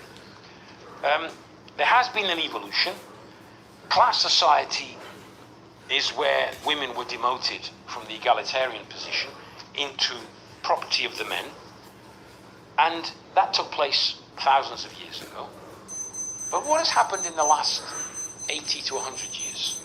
At the beginning, I asked you, is it your aim to find the man of your life? Or should it be my aim to find the man or the woman of my life, or whatever? No. That doesn't mean that people don't pair, that people don't fall in love. We're not arguing that. But it has changed. Think about this. In the United States of America, 50% of marriages end in divorce. That's very different to what it would have been 100 years ago. 40% of babies in the United States are born to women who are not married. That's one hell of a change that's taken place. And in the last 70 or 80 years, the family has changed more than in the previous 10,000 years. That's a fact. And it's a fact we can touch with our hands. What is the material basis for this? Women have come into the labour market more and more and more. Capitalism has actually created that. Capitalism in the last 50 years has created a family where the husband and wife must go to work, both of them, if they're to pay the rent, the mortgage, and keep the family. It's a material question. They've also, I've got the facts and figures, they've actually reduced the real wages of individuals. There was a time when a man's wages did include the wife's needs, because they could feed, clothes, and give money to the wife, etc. No longer can a man do that, because the real wages relative to the overall economy has been reduced. Now, to maintain the same standard of living as 50 years ago, you need two wages coming into the house. But this has a very progressive side to it. Women are not longer tied to the hearth, to the kitchen, etc. They are in the labour movement. They're in the workplace. Young women go to college, they get degrees, they get jobs. And with that comes a wage, and with that comes a degree of independence. Now, I'm not saying that we live in an idyllic world. We all know that it's not perfect. And there's still lots of inequalities. There's still a gender inequality in wages. Nonetheless, it's capitalism which has actually created the material conditions for the final true emancipation of women, but which can only come about through the abolition of the capitalist system itself. I think I've said enough, and I've gone on long enough. I haven't said everything I want to say, even in these short notes, which are an abbreviation of a shortened version of what I've read. But I hope I've given you a taste of what Marxists think about this and what we have to say. And I do believe we have a lot to say.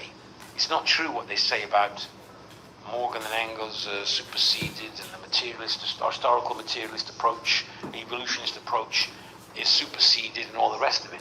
I think we have a lot to say, and we have to say it loudly, because from all this, what's the conclusion, the final conclusion? Men are not naturally aggressive towards women. It just isn't true. There are violent men, of course there are. There's femicide, and it's a terrible problem. But it's a product of the distortions of human society by class relations and by property.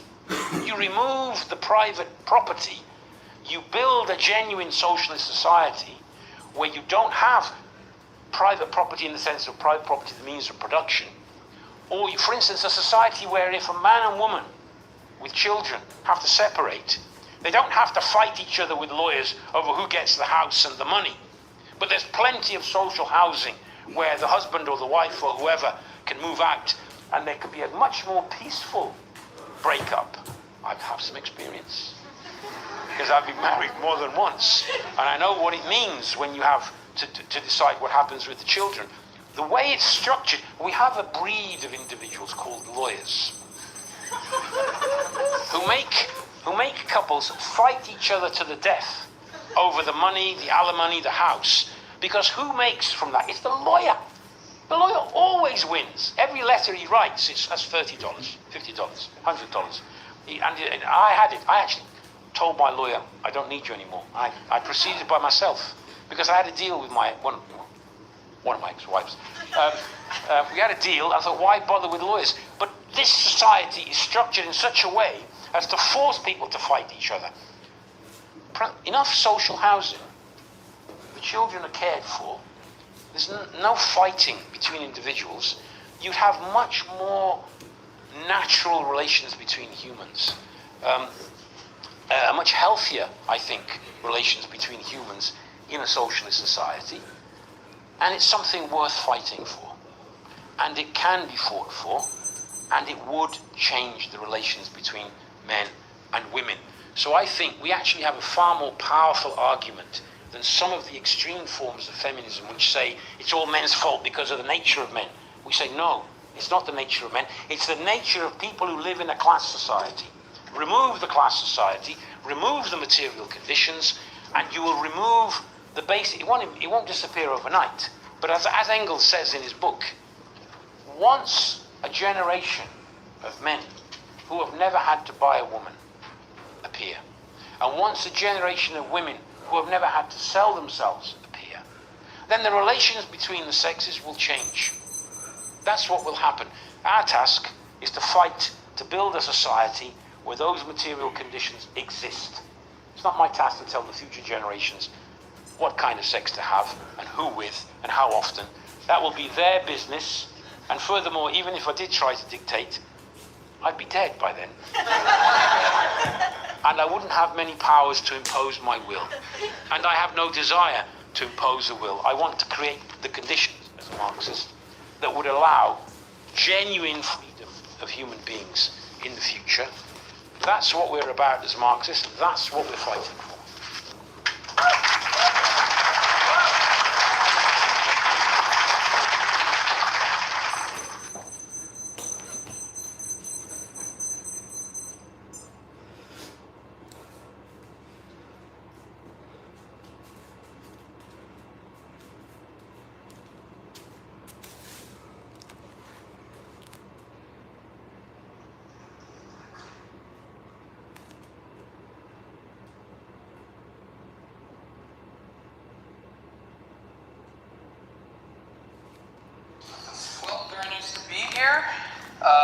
I was actually recruited to this organization when I was living in Vancouver, so it's nice to see the growth of the party over here. Very, very proud of that. and very proud of all of you for doing the work. It's hard work, but it needs to be done. So yeah, why are we having this discussion? Well, I think for most people that look around the world, it seems like the world has gone mad. The world is seized by some strange force.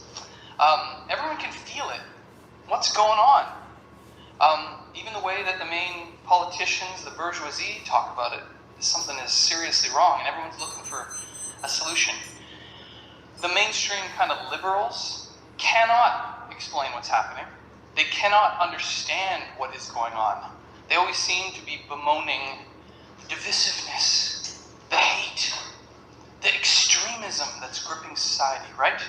They can't, and we all have to exercise it out. Maybe we can use the state to police people online or in real world and stop them from drawing conclusions, extreme conclusions.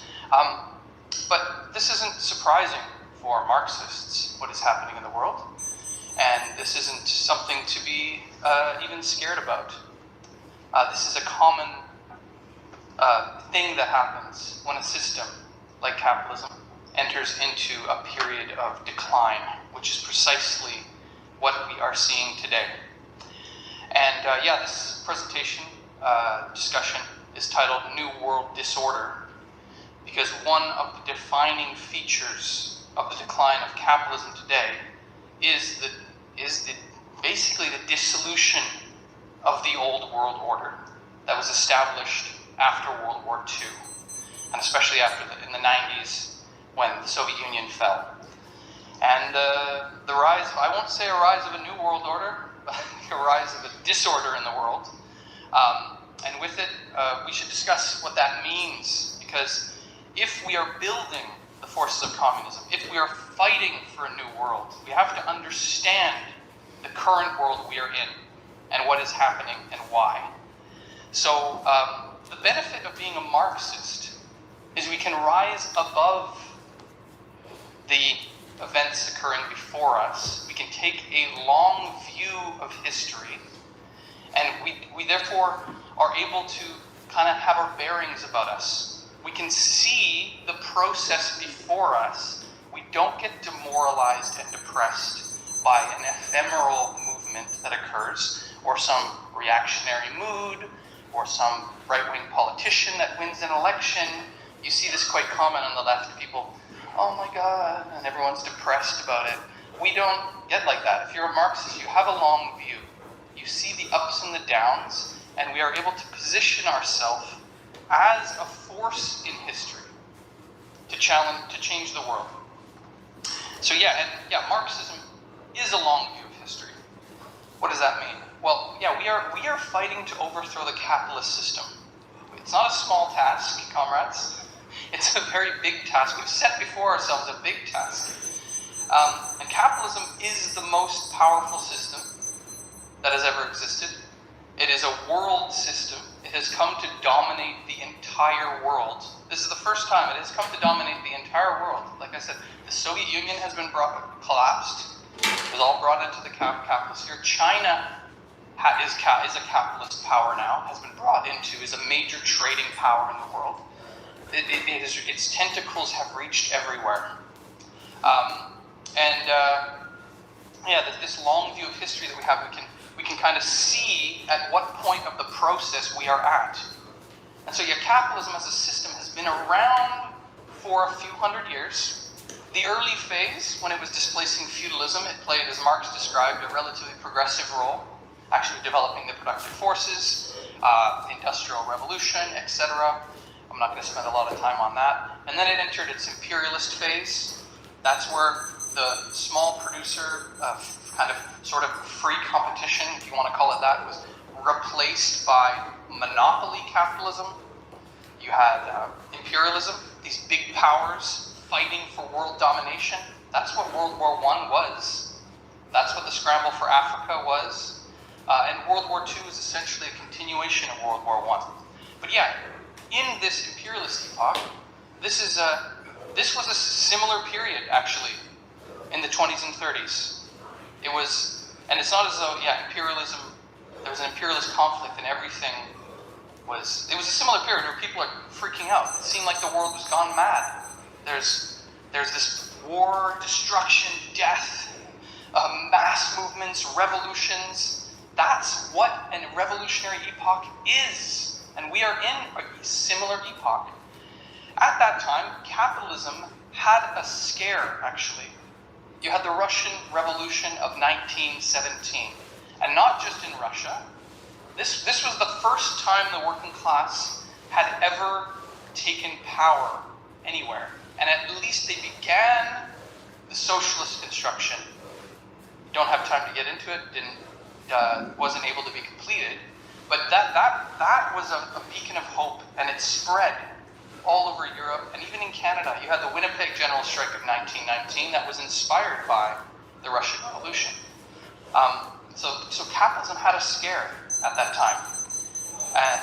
Communism became, like Matt said in the introduction, there was a period where communism was a dominant ideology in the working class, in the labor movement. The trade unions, a lot of them in Canada, were built by communists. In the 50s and 60s, they had to run the communists out of the unions because they controlled a lot of unions. In BC, this was the case. In the mining unions, in the woodworking unions, they were dominated by the communists. And this was because of the period. Capitalism was in abject crisis. People could see it, and they were looking for a way out, right? So what happened? The post-war boom. So after World War II, you had a kind of a new situation arise. And the reason why I think it's important that we go through this is because this was the basis at which we call it the so-called, liberal world order was created, which we have basically lived under since then.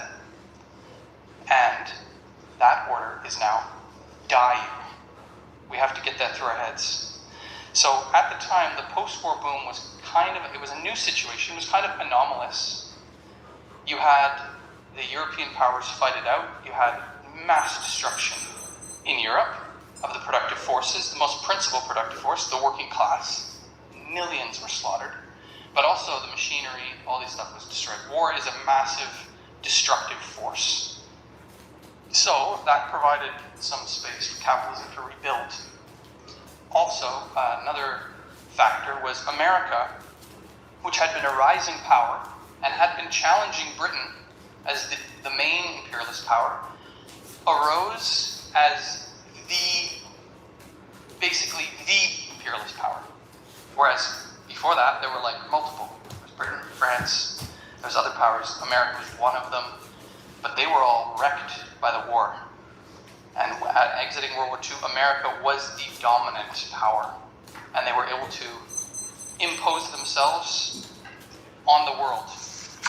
And they imposed a new regime on the world. And the main contradictions of the capitalist system, some of them were sort of temporarily and partially overcome. One of them is the nation state. The bourgeoisie arises in a nation.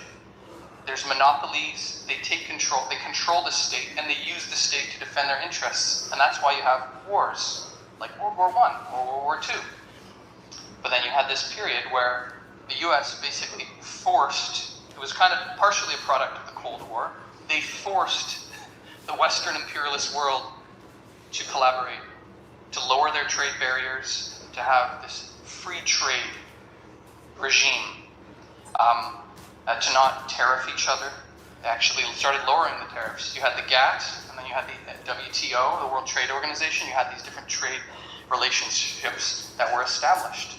And on the basis of this, you had massive growth. The post-war boom, it's known as the post-war boom for a reason. It was a massive boom, a massive upswing, not just any old boom. It was a huge upswing for the system.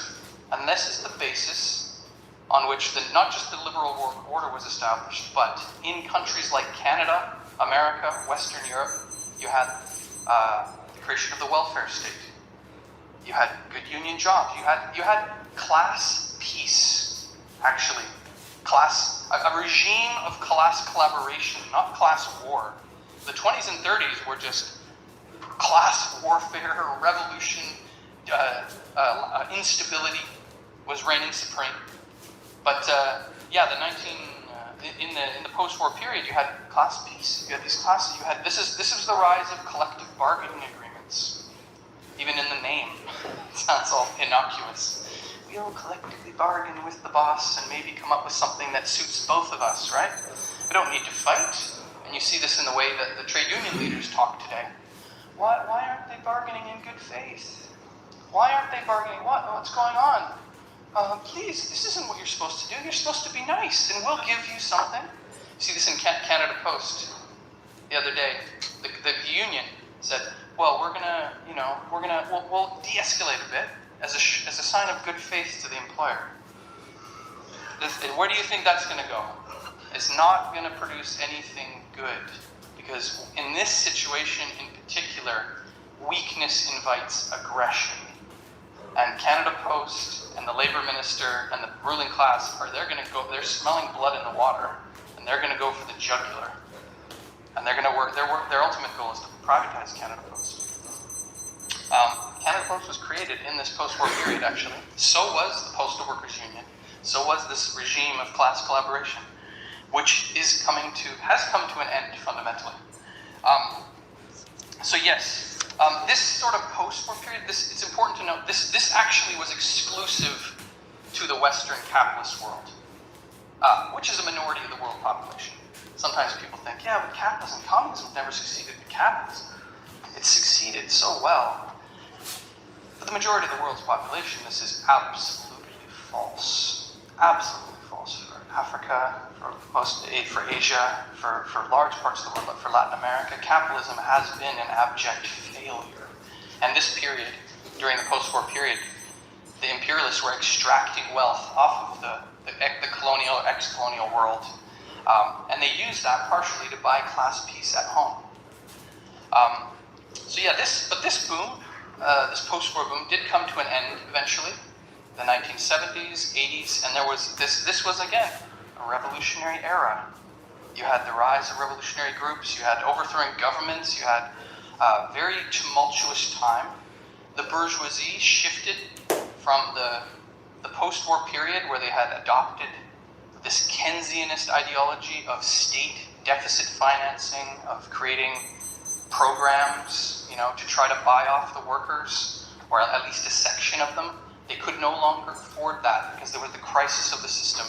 This was the context in which you had Brian Mulroney, you had Bennett here in BC, you had a whole slew of these right-wing politicians like Reagan, Thatcher, that basically took a hatchet to social services. This was the context in which you had Operation Solidarity in British Columbia, and similar type of movements all over the world where the working class started fighting back. And this is I want to take a bit of a detour and talk about, the capitalist system as a whole. So they had this post-war boom. That was this massive boom, and then that came to an end. But why? I think some on the left that don't understand the capitalist system, they actually have more faith in it than the bourgeoisie do.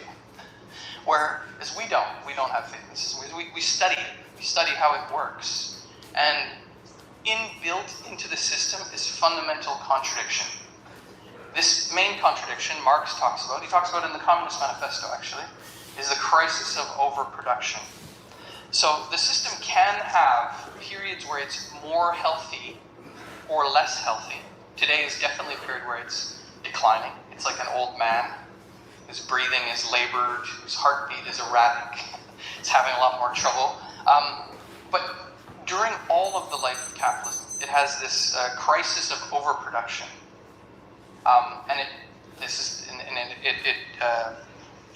It shows itself in the boom-bust cycle, where you have big expansion, but in the expansion period, the capitalists invest in the means of production. They increase the productivity of labor. They can produce more goods with less workers. And what this means is that in every single industry, the workers, this is innate to capitalism. It cannot be taken out of the system. This is how the system works at its fundamental core. The workers, therefore, cannot buy back the products that they produce, because they are not paid the full value of their labor. And this happens in every single industry. So what you have is capitalism is the only system that has ever existed that enters into crisis because it has too much shit. It produces too much. Now, it doesn't produce too much for humanity. It produces too much for the market to consume, meaning there are goods that cannot be bought. They could be consumed, but the people that need to consume them don't have money because of this innate contradiction in the system. I'll give you a very good example that everyone probably knows here in Vancouver. The housing market. There are currently, I looked it up, 2,500 empty condos in Vancouver, in a city that is one of the worst in the world for the housing crisis, for rental prices. There are empty condos. This is expected to rise to 3,500 by the end of the year. Hold on, Vancouver. You don't get number one on this one. I'm from Toronto. There are currently 23,000 empty condos in the GTA. This is astounding. I actually read a story in the mainstream press that said, well, Carney is making big news about trying to solve the housing crisis. Why doesn't he just take those condos and put people in them? Well, he's not a socialist. That's what we would do. We'd say, condos, people that need condos, or places to live, let's do it. But they can't afford it. They can't afford it. That's the whole problem. So it's a prime example of the crisis of overproduction. Now you have developers that are backing out of projects that are actually, there's a 13% slump in production of homes and condos and apartments in Toronto. It's astounding, in the middle of a housing crisis. There's many examples we can find of the crisis of overproduction. So, and this is a fundamental fact of capitalism. And this crisis expresses itself more strongly when there's a general downward slope. Because there's layoffs, people have less money, they can buy less. Connected to this, you could look at this crisis and you could say, well, why doesn't capitalism therefore always have a crisis? If the workers are not paid the full value of their labor, then how do they ever sell the goods? Why? How could they? Well, there are many ways that the ruling class uses to delay the inevitable, to get around something temporarily. One of them is debt. So during the post-war boom, actually, consumer debt was very small. Actually, people didn't have credit cards. Mortgages were, if they existed, they were tiny. It was not a big thing.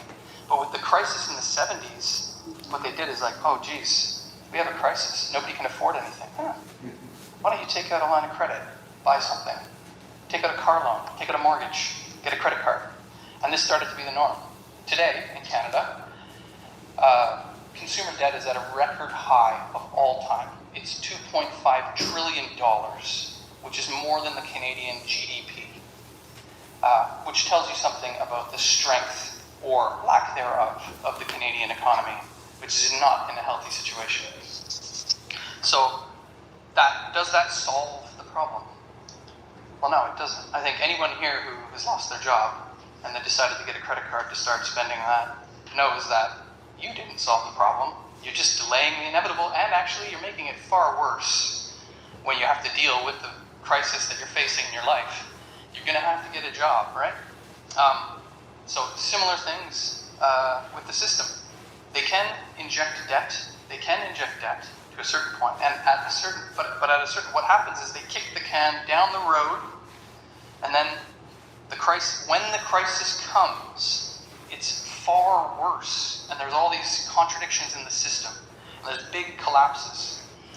Similar thing with government debt. Government debt in Canada, combined provincial and federal debt, is $2.3 trillion, which is also more than the Canadian GDP, more than the Canadian economy, which tells you a lot. So the government has also gone massively into debt to fund things, to try to buoy up the market, right?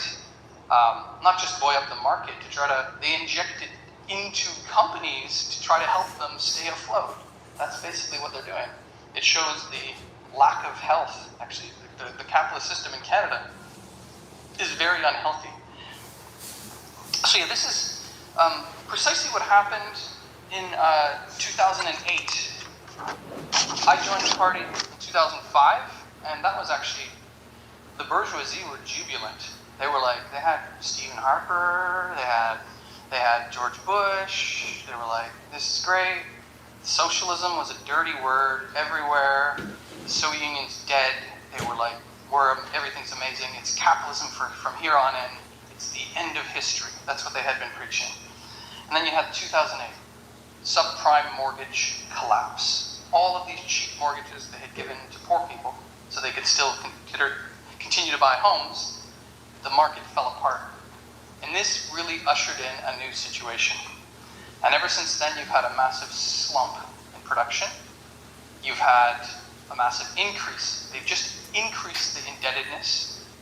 And also, you've had an increased tendency to protectionism.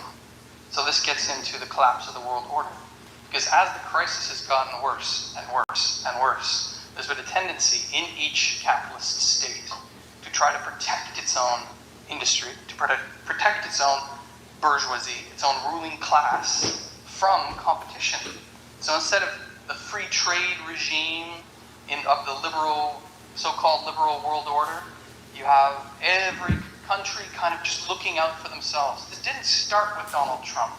It did not start with Donald Trump. Any politician, they're all trying to blame Donald Trump for this. This started way before Donald Trump. Of course, Donald Trump does accelerate this, and he does represent this tendency in a distilled way more than any other politician. But yeah, this process is something that's built into the system when it enters into decline. You had the last epoch of protectionism was the 1930s. Why? Because you had the Great Depression, and all the different countries started putting tariffs on each other. That's actually what turned the Great Depression, or it turned the 1929 crash into the Great Depression, because all the different economies were trying to protect themselves, and that collapsed world trade. It had big blows to productivity and efficiency, and it drove the world down, productivity down, massive layoffs. This was also the growth of the Communist Party. It goes part and parcel with the radicalization of the workers, and they're looking for a way out of capitalist barbarism. So yes, from the connection of world trade to growth is very clear. From 1990 to 2008, there was a 192% growth in world trade. And at this period, world growth was actually in the 90s, because of the collapse of the Soviet Union and because China was brought into the world market, the capitalist system had a kind of after the 80s, that period I talked about, it had a kind of a new lease on life. They were able to, capitalism always wants to expand. It was able to expand into the ex-Soviet states and then bring China into the market. And one of the factors that allowed them to avoid class struggle in the West was precisely using China. The Chinese working class was highly educated, highly efficient, and highly cheap. So all the imperialists, and as the Chinese Communist Party turned their economy back to capitalism, they opened up the market. All the big companies invested. iPhones are produced there. Almost everything was started to be produced in China. And this allowed them to avoid class struggle in the West, because if your wages may not have been going up. Most people here probably don't remember the 90s, but I remember the 90s. Your wages may not be going up, but there's lots of cheap stuff. The price of commodities would come down because they're being produced with cheap labor overseas. Now that again, imperialism is another method that the capitalists used to temporarily overcome the crisis, or try to delay it. And they did delay it. But now we see... Okay, I'll play that again from the beginning tomorrow. So this has been my daily routine. Please like, share, and subscribe. And I'll see you again at the same time tomorrow.